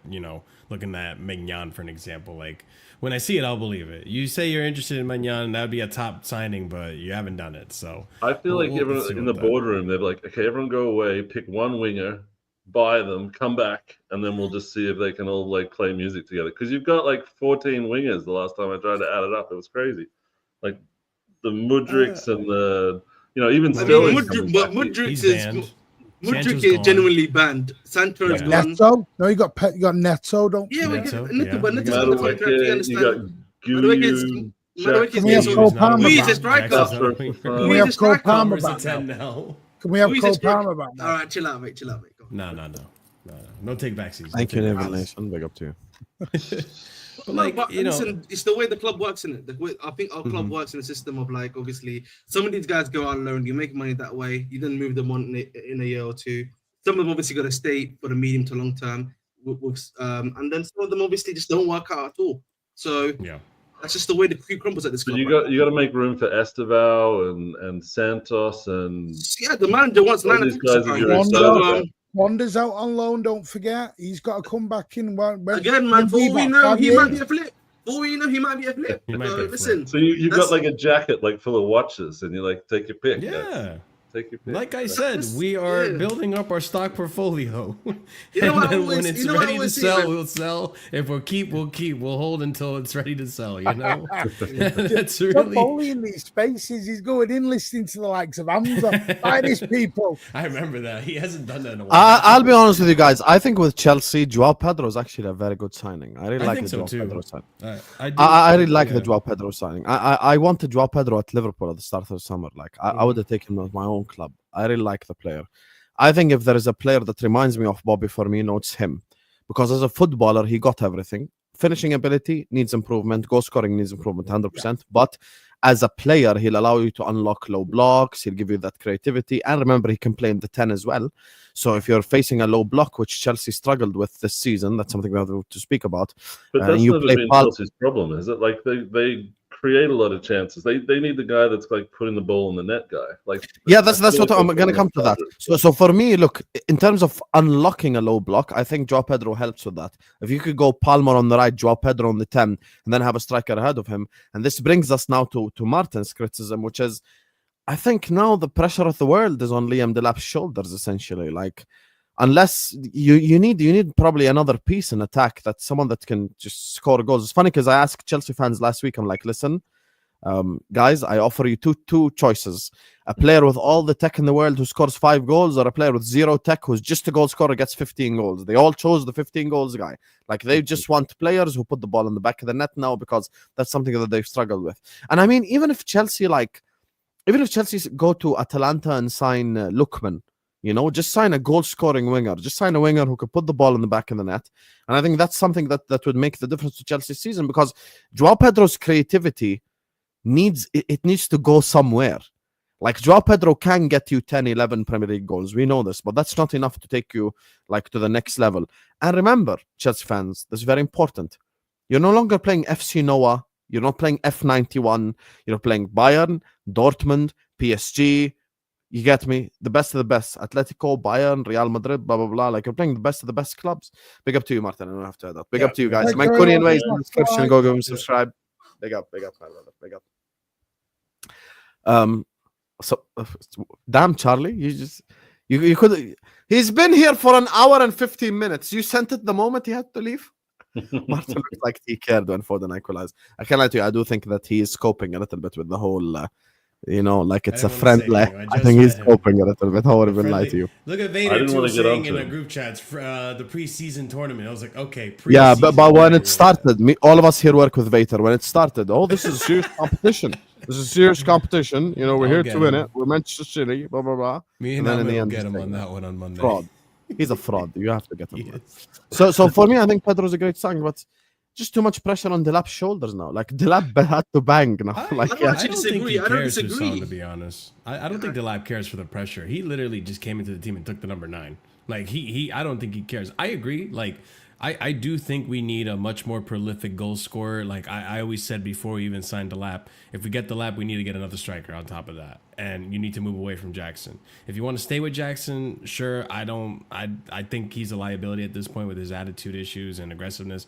Joao Pedro's kind of in that same boat as well, but it kind of looks like the attack that Maresca wants it to be an aggressive attack, because you got Kudus in that combination as well if we do get him.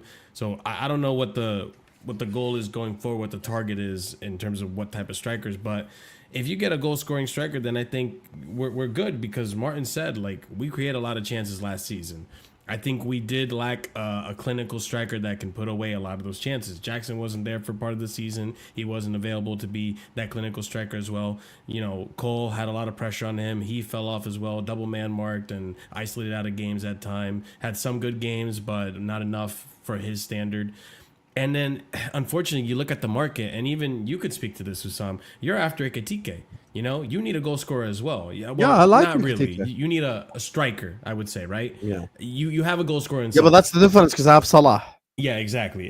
That's the problem that we have at Ekitike is Chelsea. great, but And look Diaz at the is a price- capable goal yeah. scorer, and Gakpo is a Yes. capable goal scorer. But That's you the look at the thing. price of the strikers out there right now. You got Gyokeres, which people question whether he's good enough because of the Portuguese Liga NOS and the price that Sporting is putting on him. Osimhen, no one can seem to get him to negotiate to get his wages down. So that leaves you really with Jonathan David, who's still on a free out there. No one's really picked him up. Sesko, you guys could go in for Sesko. Sesko. I'm not going for Sesko. Okay. You got Ekitike. The options are slim. So, like, right now with the striker market, it's tough. I feel like Delap, and you agree, Delap was a good signing. For 30 mil, you have someone who has played in the Prem last season, got you 11 goals in an Ipswich side, which is a much lesser quality side. No disrespect to Ipswich, to then the quality that, you know, Chelsea have. Maybe you create more chances. Maybe you put him in a better scenario where maybe he scores more goals. I like João Pedro. I think him and, you know, Delap, or maybe as a backup to Palmer when Palmer needs a break and be rotated out, he's a good option to have. Do I like the price? Not really, but what's really out there that you're going to get for 60 mil at the same quality, at the same level? And then Gittins, it's another one that I'm not a fan of the price, but I have seen him play in person now against Fluminense. I was at that Club World Cup game, and I see a good player in there. Like, he's aggressive, he's creative, he thinks outside the box as well. And so maybe that's something that in a different style of play that Maresca wants to approach a different game, because this Club World Cup game, Ahmed can attest to this, he's trying different things. Do He's you feel like trying you guys need to be in the stage where you're spending 80 million to 100 million on players rather than just like we going... have to sell. We have to sell players. That's for sure. The thing is, the thing Gittins is, is No, but kind that's of not like Martin's more question. the You same. misunderstood him. He's saying, should you sign players in the range of 80 to 100, you know, like difference makers, instead I of don't signing think they them? problem want right to. now, They the really don't want to, problem unless they're is, certified to kick the off. problem with and Chelsea leave it. right now, and Well, that's his point. Certified players. Yeah, but the thing is, their club won't do that. I think for me, what you need to understand is that I think the club, they much rather, in my personal opinion, take a punt on a guy that's a bit more younger, got less experience, but has shown potential to become that, than actually spend it on like the Ahmed, big say it. money back. Say Right? it. Stock That's it, man. portfolio. Low risk, Yes. high reward. Yes, that's what they want, basically, right? Because they Yeah, but definitely. you need some blue chip stocks in your portfolio that are just going to like. I know, be but your- look, Yeah, they have. eventually those penny they stocks are- become. I can't lie to you guys. You sometimes. guys keep responding with what the club is doing. Well, we can all see what the club is doing. I think Martin's point is very valid because, look, at some point in time, you're gonna have to sign a player to kind of help take you to that level. Like you need like a, you know, like an Allison and a Van Dijk window type thing, because I know we. you're, and I'll say this based on experience. My club was actually way worse than your club for a long period of time. I know what it takes. Sometimes only one player that's elite shakes up the whole fucking thing. Like I saw my club go from 5th and 6th with the signing of Luis Suarez, go immediately like this to like challenging for the league, almost winning it if it weren't for unfortunate circumstances. Like that's just because of Suarez effect. Yeah. Right there. That's Suarez effect. One player coming in and just shaking up the room. The reason why I think Martin's criticism is true, listen, you guys are explaining what Chelsea are doing. We know what Chelsea do, but we're asking for your own opinion. Do you think Yes, now is the yes, time to go? Hear me out. Do you think now is the time to go like, okay, listen, Sporting, we're not bullshitting. Here's 80 million for Gyokeres. You know, whoever, like Atalanta, here's, okay, maybe that's a bad example. Let's say Rodrigo, right? Available 90 million euros. Madrid, here's 90 million euros, give me Rodrigo. All of a sudden now, you're looking at a front three of Palmer, Rodrigo, and Gyokeres, and you're like, oh, shit. Like, yes, I might not win the league, but I'll definitely challenge. At least. The thing is, The thing is, for Sam, I would agree with you. Like, I think even Marsh to an extent, even though he may not like Gyokeres like myself, but if it was like someone else, like Osimhen, for example, yes, we would ideally agree with you in that take. Yes, we would want that to happen. But I always say there's a difference between expectations and then there's reality, right? The reality situation is my club is not going to do that, bro. So there's no point of me, demanding something that I know the club's not going to do. Does that make sense? But then you're just letting your club do whatever they want without. Bro, but the thing is, we like, tried something and then they slapped us in the face with a 17-year-old so Brazilian. it's like me saying, yeah, Madueke is good. I'd like to see him come in. Yeah, he tried to protest, and then a week later they signed 2 youngsters. So it's hard to really. At the end of the day, they're gonna do what they're gonna do, Martin. But that's like me saying, yeah, cool, Madueke is good. Let's bring him in. But Martin, at the same time, if you're looking at it the way they look at it, which is stats and data and all this, ever since they took over, they ripped apart the whole entire thing. They took Roman's team and said, bin this. They got down to 12th. Really, really horrible season. Obviously, not what I expected of a rebuild. I thought at worst we'd drop down to 6th, right? But it was a lot worse. Then from there, they built it up. They got players. They started to make a team. They got the wrong manager in Poch, in my opinion. But Poch at least got us to 6th place. There was progress there. Now this manager, given him time, there's progress. He gets us to 4th, right? We lost 1 game in the last 10 in the league. Right now, we've lost 2 in the last 12, 13 games. So he's gotten the form to turn around since halfway through the season last season. He got us a cup in a European Cup, which... So how do you take that to the next level? Tell me the next step. The next level, in my opinion, and maybe Ahmed agrees with me, I think the next level is at least try to at least get to knockouts of the Champions League. I do believe my prediction is going to be quarterfinal, right? This is my bare minimum versus my prediction. How do you get there, though? How? Does Gittins and Delap get you to that level? I think they are the difference makers that can just push us towards that. Because the other thing, too, is the players that we have now, the current players that we have now, Enzo Fernandez, when he came into the club, different kind of player than what he was the season under Poch, where he wasn't as good, and then he improved massively. Caicedo's improving. You have Colwell, who... the beginning of the season, not great, but he's improving. You're starting to see players actually improve. Some also not doing as well as they used to, like you're looking at Cole Palmer, you're looking at Malagusto. Maybe those will be addressed this season with a different system or a different approach. But I think with some of the signings that we're getting right now, it's signings that are going to bolster the squad, give Maresca different options to work with, that'll probably benefit his system a little more, and we'll probably see a little bit more consistency. I think this season coming up, we will be challenging for the league with the players that we have and the ones that we do sign. I don't think we'll win it. I think we'll be up there. We'll be a lot closer than we were last season. Maybe we'll actually get past that December slump that you remember me fighting people over. That maybe I think we can get past that. January, maybe in February we fall off a little, right? I think we challenge. I think we go for a domestic cup and we actually win a domestic cup this next season, and then we go into Champions League, at least getting to the knockout rounds, and that for me is an improvement in the right direction. That is good for me. And then the season after, with these players having more experience under the belt, getting better, which is what we want them to do under a coach, right? The coach to improve players. Maybe we talk about winning the league that season, but let's see this one first. The Athletic reported that if you get 50% of your transfer targets correct, you're a successful institution. I think they showed because even Liverpool, like even under Michael Edwards, we signed Oxlade-Chamberlain and Naby Keita and blah, blah, blah. Not everyone is like, oh, massive success. Yeah, some is 50-50, some is okay, some is very good. Like, not every player that Liverpool will sign this summer is going to bang. Not every player Chelsea, not every player Arsenal sign is going to bang. We know this. But I just look at Chelsea, and to be honest with you, you guys will not like this, but the stuff that you're describing is essentially the blue Arsenal. Like, the only thing you haven't said is trust the process, basically. Yeah. I mean, we won a trophy along the way, but I get what you're saying. Like, I admire his faith, because it's kind of like he has a bag of magic beans, and these magic beans are going to turn into a huge beanstalk. Don't worry about it. But like, we'll see. We'll see, because in terms of like where we are compared to Arsenal, like we've done it a lot faster. We look like we're still making. Whoa! You've done what faster? We've gotten closer to closing that gap between first and where we are than you were. You guys were eighth, sixth, and then you finished second. Eighth, fifth, yeah. Eighth, But like fifth, then one of finished those was second. half a year, so it was only 2.5 years. You guys have been how long?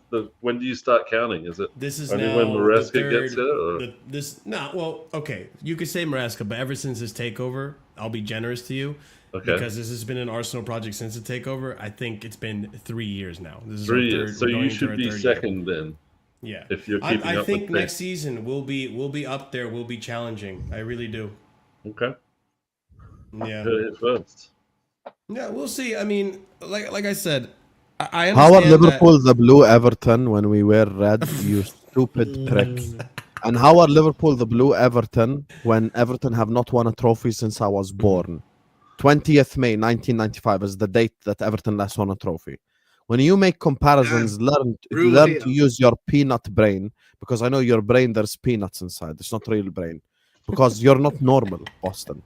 You're not normal. When I say the blue Arsenal, I mean the whole trusting the process stuff.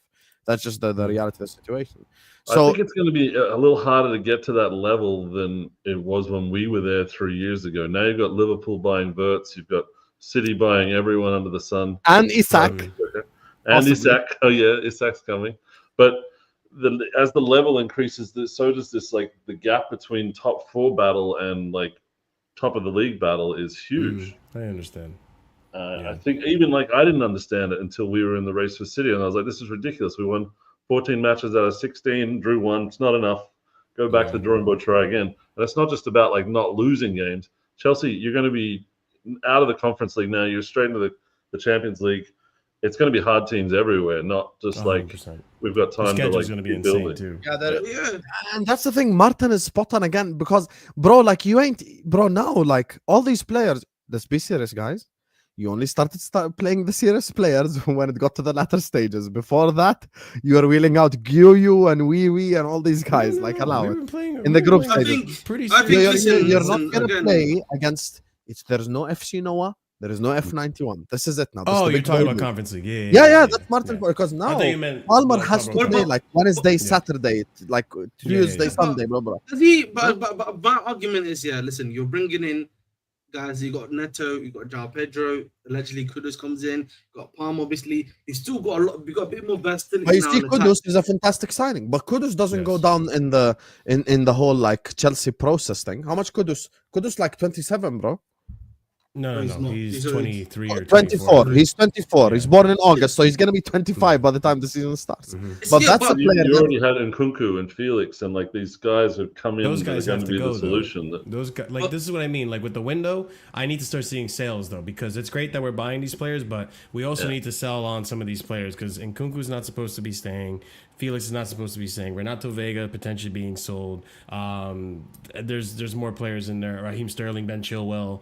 You know, there's players that need to be sold. That much like it has to be done as well. Like I for agree me, with from that. the outside, it feels like you guys are replacing like for like, and hoping that they'll have a better time of it than the talented player that you brought in. I think what it is, what it more so is, I think we're placing like with at least obviously if you still get into guys who with a bit more know-how in the league, and I think also we're kind of replacing them with guys that I think the manager probably trusts, because I don't think the man necessarily trusted João Felix. That's why he didn't play him, for example. Right, guys that the manager's going to be like, you know what, I can sub this guy on because I trust him. He knows my system, he knows my values essentially, and can do that job for me. Because the manager, one of the main criticisms that I had of him last season, Smash had the same one as well, and I know many Chelsea fans did, was that he never made subs, bro.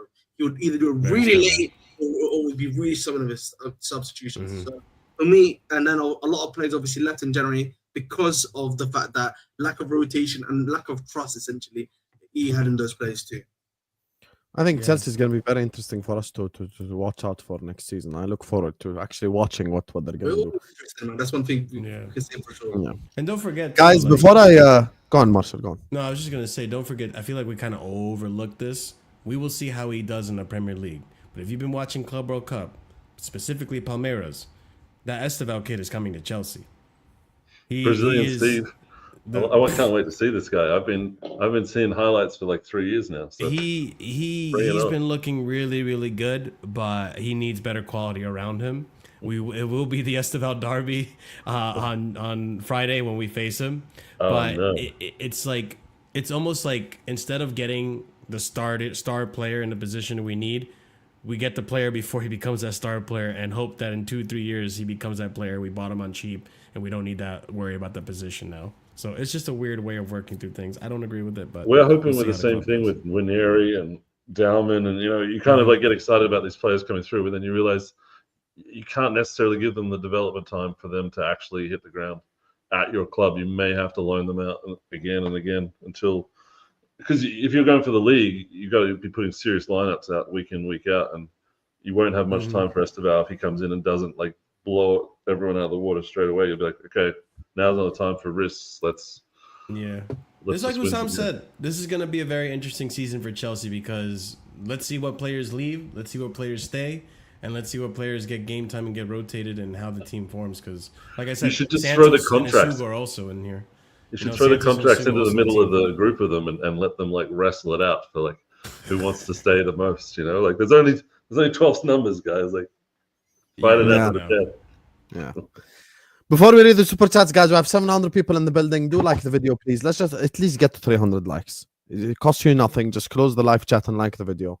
It's a free button. Big up to everyone who sends in super chats. Big up to everyone who shows us love. Everyone who likes. Everyone who subscribes. Closing in on the 54.3k mark. Let's get there. We can only get to there with you guys' help. Big up to Naval Nation. Thank you so much, Naval Nation. It's been a while since I've seen you on my channel as well. I hope you're good. I'm all right with Pedro, but it's awaiting and seeing. I ain't gassing him up. I was worried about the transfer battle, but didn't want that. But 50 ain't too bad. I'll gas him up for you. Let me do the gassing up because there is something that I want to show you. I read this when you first sent it, and I'll show you exactly why you should gas him up. Give me a second. Now I'm just loading it up because if you're talking about Joao Pedro's goal scoring ability, I would tell you rightfully so, do not gas him up. But I will make you interested about something else. Look. Step overs? This is no, not step overs. Actual stats. So this is my eye test. My eye test with Joao Pedro the same is thing I saw Hussam. Yeah. my eye test with Joao Pedro is he's a what the hell? Okay. He's a player that is not about goal scoring, but he helps you with your creativity and these things. If you tell me he needs to have better numbers because 6 of those were penalties, I hear you. But now, this is why you should be interested. Look, the stat, and my eye test is he's like a younger version of Firmino. Now, you look at this, criticize. Non-penalty goals, non-penalty XG. Let me just get the super chat off the screen, but so I can respond to you, Naval Nation. Here you go. See, stuff like this you should criticize. Now watch everything turn green. 88th percentile in assists, expected assisted goals, 90th percentile in shot creating action, like passing, progressive passes, progressive carries.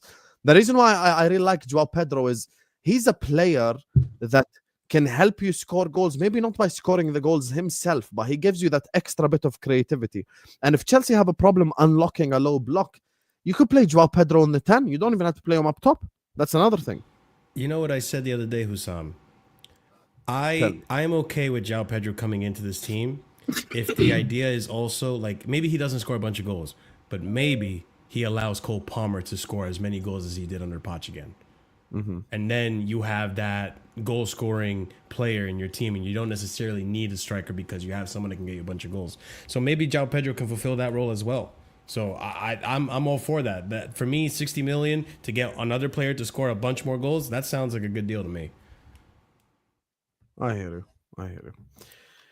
Big up to my guy Road King TV. Oh yeah, now Road King TV. Big up to you, my brother. Appreciate you. He says I guess getting Joao Pedro means no more Osimhen, which is fine. I just want you cannot say fine because you're the biggest Osimhen fan, you fraud. Why are you a fraud sometimes? You love Osimhen, you fraud. All of a sudden, oh, it's okay. It's okay to not get Osimhen. You're a fraud, mate. Which is fine. I just want a new goalkeeper and a centre back. Hopefully get Kudus and we are winning the league. You see, this is where you go OTT, okay? You getting a new goalkeeper, a centre back, and Kudus does not win you the league, Habibi. Because you need someone who's a bagsman. Kudus is also an unbelievably well-rounded player, but like he ain't about to score like 18 goals, 17 goals. You get me? He ain't about to do all that. But listen, I think Chelsea are very interesting. I I look forward to seeing like what actually they do next season. Big up to Naval Nation again, says because there's going to be injuries. Just don't want a repeat of 22-23. Yeah, but even if there are injuries like with the Champions League and stuff like that, I really like Joao Pedro. I think he's a great player. Like, listen, I'm not changing my energy. I'm not like, one of these guys who, oh my God, let me look where he goes and then I will say my opinion. I wanted Joao Pedro at Liverpool. I really like the player.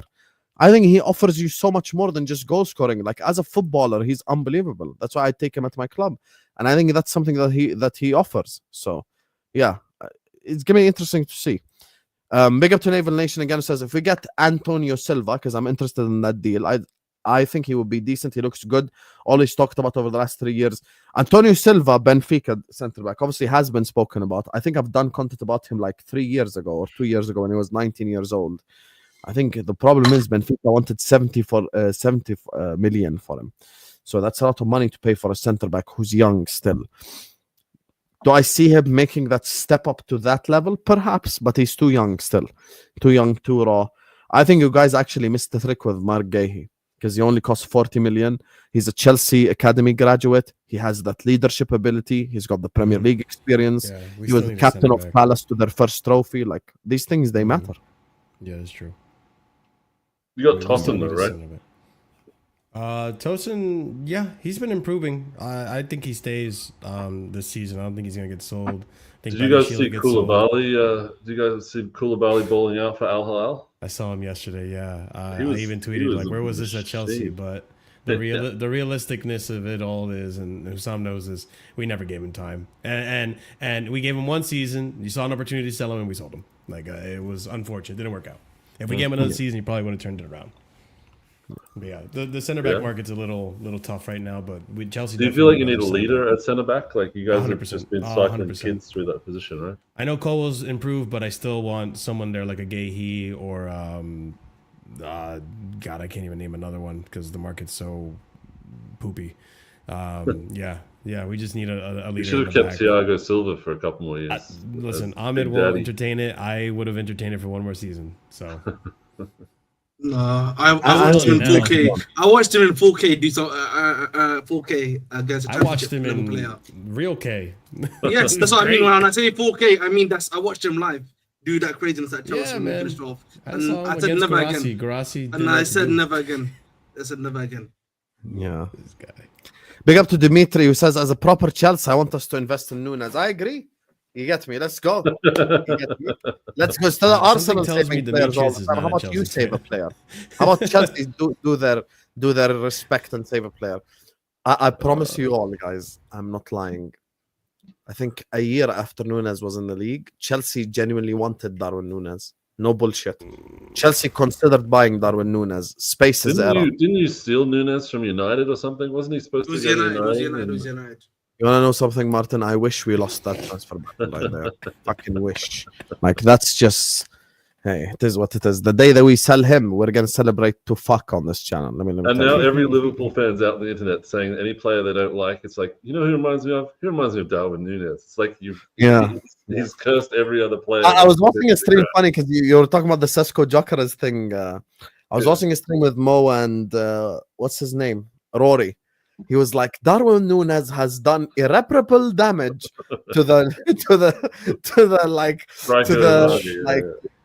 to people looking at the Portuguese league, you know, and he's right. He ain't even lying. Like, he just done way too much damage for it to be fixed. I'm sorry, bro. Like, it is what it is. Like, big up for us. Did for the Bundesliga. What Ahmed is saying. Bigger club than Arsenal? I don't know. From an AC Milan, do they just want a reaction? They're struggling to get signings in, man. They're getting all the players are like, I'd rather stay on the bench. Malik Fofana said, I'm waiting for Champions League clubs. You know what I mean? Team Malik Fofana will not join Forest. I think Forest have just done the smart thing, which is agree a deal with Lyon type shit. But now, like, that's why. That's the going rate. Ahmed, if you notice the wording on the tweet, at the end of the tweet it says, but no personal terms have been agreed. Malik Fofana knows. Bro, Chelsea gonna come in for him. If Liverpool sell Diaz, we're gonna come in for him. Like, he ain't gonna go and play for Nottingham Forest, respectfully. You get me? So, disrespectfully as well. Fuck Wolfie and fuck Forest. Big up to Naval Nation says, I think we'll struggle because of the Club World Cup. This is something actually I brought up even to City fans last week. Like, I think actually low key from a physical perspective, this little bit disrupts things because it's just an extra bit of football that you just don't need. And once again, Jurgen Klopp was cooking, but instead you got Cave coming out and saying stupid shit like Jurgen Klopp is moaning. And if you don't like it, don't watch it. That's not the point. There are players like Enzo Fernandez, prime example. He has went football, World Cup, Copa America, football, Copa America, football, Club World Cup. Bro, some of these players have not rested. Arne Slot came out and said, McAllister have been playing like an Argentinian the whole season, so we're just going to send him on holiday. Fuck all. Like, we don't even need you to play football. And that's the truth. There's too much football being played. But once again, I was watching Chelsea. People Chelsea never extra listen to the time. message. They listen to the messenger. Like Martin could make a valid point and someone would go like, yeah, but you finished second 3 years in a row. So what do you know? Yeah, but that doesn't mean anything. If the message is true, the message is true. You get me? Well, So we saw it last night. Rodri went off after coming on. It looks like he hurt his knee again. Like you're coming back from an ACL. And then I was watching Chelsea in extra time and City in extra time, and it's 40 degrees heat Celsius. Like, what are they doing playing extra time while everyone else is on a beach somewhere? Like, I saw the Chelsea players all look like buggers. That Chelsea Benfica game was insane. The 2-hour delay plus extra time on. Oh my god, yeah, I feel bad for those players. And I don't even know if the players get They paid. went through hell. They went through hell. Those players went through hell. Do they even get paid more to go to the Club World Cup, or is it like a bonus if you win something? the clubs get paid more. I doubt the players. The clubs do. Yeah, the clubs do. I don't think the players. Maybe the players are probably just like, I'm getting paid the same amount. I should be on the beach. They're getting paid more because they got Champions League, so they re-earn 25% of the wage. So the Champions League, yeah. I mean, you earn the bonuses, but I don't know about this new comp. But I think in 4 years, I don't think I'll be looking forward to it just as much as I wasn't looking forward to this one. I'm not convinced that it's successful. The reality is right now, and I've said this before, is that I think you're probably going to need a much bigger squad now than ever. You're generally going to need a much bigger squad now than ever. I think academies are now going to be more important now than ever because if you're a top club now and essentially over, like, if you look at world football, there's probably going to be only one summer now where you get the natural cycle. Every other year, you got Euros or Copa America, or then you got the World Cup. This is World Cup season, right? Yeah, this is World Cup season now upcoming as well. The year after that is Euro and Copa America. I don't know about the year after that. No. The year after But it's going to 2 be years empty, after that. Yeah, year after that is going to be. Oh, the year after that's the empty one. Yeah. It's the empty one. And then you got the Copa America, then you got Copa America Euros, then you got the Club World Cup again if you're a top side that's going into Club World Cup. And the AFCONs in January as well for all the African players. AFCONs in January. Yeah. But then the Nations League is also running through the season. Like, I lost 4 or 5 players in every international break. That's why I said, I still remember when the Nations League first came out, Klopp went to the press conference. First thing he said was, the most pointless competition ever. The Nations I still League. think it's pointless. He fully said it. And people, bro, people just say the same shit. Habibi, for once, take a step back in your life and use your brain. Marshall supports a club that haven't won a league title since 2017. If he tells me, Hussam, I think you're going to win the league if you sign Isak or blah, blah, blah, I'm not going to go like, oh my God, Marshall. Bro, forget the messenger. Listen to the message. And that's the thing, bro. Like, at the end of the day, Klopp was cooking. It's too much football. If I'm in Enzo's place, as soon as this Club World Cup shit finishes, I'm taking literally 3 weeks off. Like, just send me to a beach somewhere, let me relax. Fuck all this football stuff. Bro, some of these players, madness, like how much football that you played. And it's going to disrupt the season. Big up to Naval Nation again. Everyone spam W's in the chat for Naval Nation. Thank you so much for all the super chats and the love you've shown me, man. Appreciate you. I don't mind if we get knocked out if we win. If we win, it's cool. Like, we already won. So I'm not too bothered, but the timings are off though. 10-day off if we win it all. Listen, I believe that continents in the world, different continents do deserve to have like competitions like this for the locals, for the people to enjoy it and stuff like this. My only thing is, I don't think football is big enough in the United States yet. Like, there's a reason why they're doing Club World Cup in the United States first, and then they do World Cup after to promote, you know, football and stuff like this. Like, the US market is a different market. The NBA does not need international market. because the money that they make from within the US is enough for them to make to give like, you know, a 40 million max contract, 80 million super max. It's enough for them. But football is different because football is a lot more tribalistic than any of the American sports. Number one. And it showed because there was a Boca fan who decided to sit among the River Plate fans, and you saw what happened to him in the stadium. That shit will not run in the sport of football. So I think that's the thing. I think they're doing promotion of football in the US, but I don't think the sport itself is big enough yet. And what proves it is one of the most supported clubs in the United States is fucking Tottenham Hotspur. With all due disrespect to fucking Spurs, if football was that big in the US, Clint like, Dempsey. come on. You guys know there are Everton fans in the US because of I Landon didn't know Donovan. that. Now that you told me that, you may have ruined my night. I was Yeah, like, because of Landon Donovan, bro. Like, I just don't Just think imagine how many Tottenham fans there are in Australia now because of Ange. I'm disgusted by it.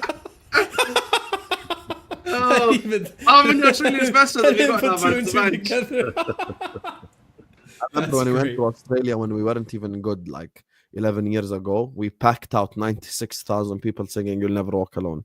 Never forget it, bro. Never. What back then there was still, you have not won the league in your lifetime, and we still packed out the stadium, bro. Real club right there. Can't buy that shit. Also, Man United are dead, bro. Man United are dead. I just want to say one thing. Let's all laugh at United before I click end stream. You know what made me laugh? Man United went to Malaysia, guys. They went to the Liverpool area. Everyone here knows East Asia, Liverpool on lock. Vietnam, Cambodia, Thailand, Indonesia, like everywhere, like South Korea, Japan, all the East Asian countries, like most supported club over there is Liverpool. They did an open top bus in the streets of Kuala Lumpur, and there was no one in the fucking street. Wow. And then they went and lost to the Malaysian All-Stars. Like Liverpool don't need to go to Malaysia for the next 5 years now. We don't. That Man United loss did more Liverpool prop than anything else. I promise you, there's a Malaysian guy never watched football before in his life. Went to that game, went home, and immediately Googled who is Man United's biggest rival, and directly was like, I'm a Liverpool fan now. Immediately, you know. How are you driving through Kuala Lumpur with empty streets? If Liverpool drive through Kuala Lumpur, the streets will be fucking full from top to bottom, bro. Like, it's just, yeah, it's Man United are dead, mate. Man United are dead. Chelsea versus Indonesia 2013, 88,000 attendance. Chelsea is very, very well supported in Indonesia. So many friends growing up are Indonesian supported Liverpool. But also, that's the thing that you know something, Papa Beer? Do not lie to the audience. Send Indonesia and Rupiah right now and tell them who's the most supported club in Indonesia. Do not lie. Because I know how many supporters groups Liverpool have in Indonesia. There's Bandung Reds, there's Jakarta Reds, there's Bali Reds. Don't fuck with me, Papa Beard, huh? Don't fuck with me, Papa Beard. There's also 180 million Indonesian fans that would have filled out that game too. So you can't claim Chelsea. But that's the thing though, Hussam. Like, I've been to preseason games for Chelsea here in the US and they sell out. It's just, for me, I think this Club World Cup is just like you were saying. It's almost like a promotion to like get people, you know, excited about Club World Cup for the next one. And then the World Cup, I think, is going to be totally different. The World Cup, you're going to see a lot more crowds. Honest man spotted. See? I thank you, because people here watch us, guys. You have no idea. You guys know, last time I was on a stream, 2 people from Tasmania was watching. 2 people from fucking Tasmania and Australia were in the chat at the same time. People watch us. I don't make up the shit. I say the truth, bro. Like, we are most supported in but what he doesn't say about those people is that they probably own a Liverpool and United jersey and they just put on whichever one's like doing better. No. I've seen it.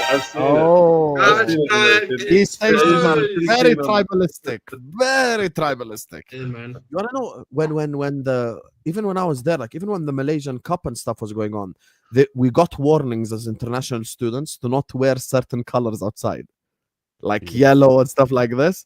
Like Johor, I think, was in a final against another club. I forgot their name. And bro, they were like, don't go out in this time wearing this color because the blah blah blah. They're very tribalistic. By the way, Indonesia has ultras in their league. Oh yes. Cannot fuck with Indonesian fans. I'm telling you right That's one now. of the best things about the Club World Cup. People get to see the Japanese teams and the Dude, the that's the Brazilian funnest teams, part. and these guys are like they'll go to the game 4 hours beforehand and chant and sacrifice chickens and do like all this kind of stuff. Bro, I went into that Flamengo game. It was one Chelsea fan for every 10 Flamengo fans. I was outnumbered. I thought I was The watching thing, a war the happen. thing is as well with the Club World Cup, and I'll say this, and this might sound unfair. I know I've kept you guys for too long. I apologize, but the thing is with the Club World Cup, people will say, "Hussam, you're salty," but I'm gonna give genuine criticism here. Forget Liverpool, right? What the fuck has Salzburg done to be in this competition? What has Dortmund done to be in this competition? By the way, I have no problem. Auckland, Al Hilal, the Hyundai team from South Korea. They've won regional competitions. They deserve to be there. Best of the best, no problem. Agreed completely. There is no logic in the universe that will tell me Salzburg should be in there. But Salzburg haven't even won a conference league for the last 5 years. Dortmund have not even won their own league or even a conference or a Europa. What has Juve even? No, Juve has been fucking shit. Atletico. It's the Atletico UEFA didn't make ranking. sense. It's the ranking. It's Yeah, but two that con- makes it's no two sense. teams We for go every- based off of every- ranking. How is Salzburg? Bullshit. The Salzburg Because one makes Salzburg sense has a worse. decent ranking because they've been in Europe for 4 years in a row, and they've done decently enough for an Australian team. I'm sorry. Okay, Atletico are in it and Barcelona are not.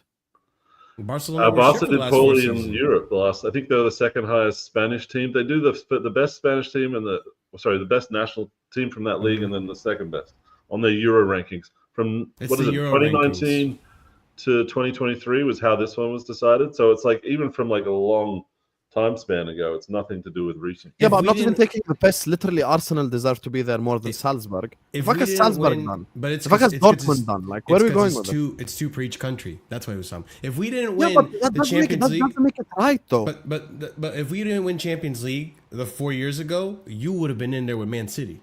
Do you see what I'm saying?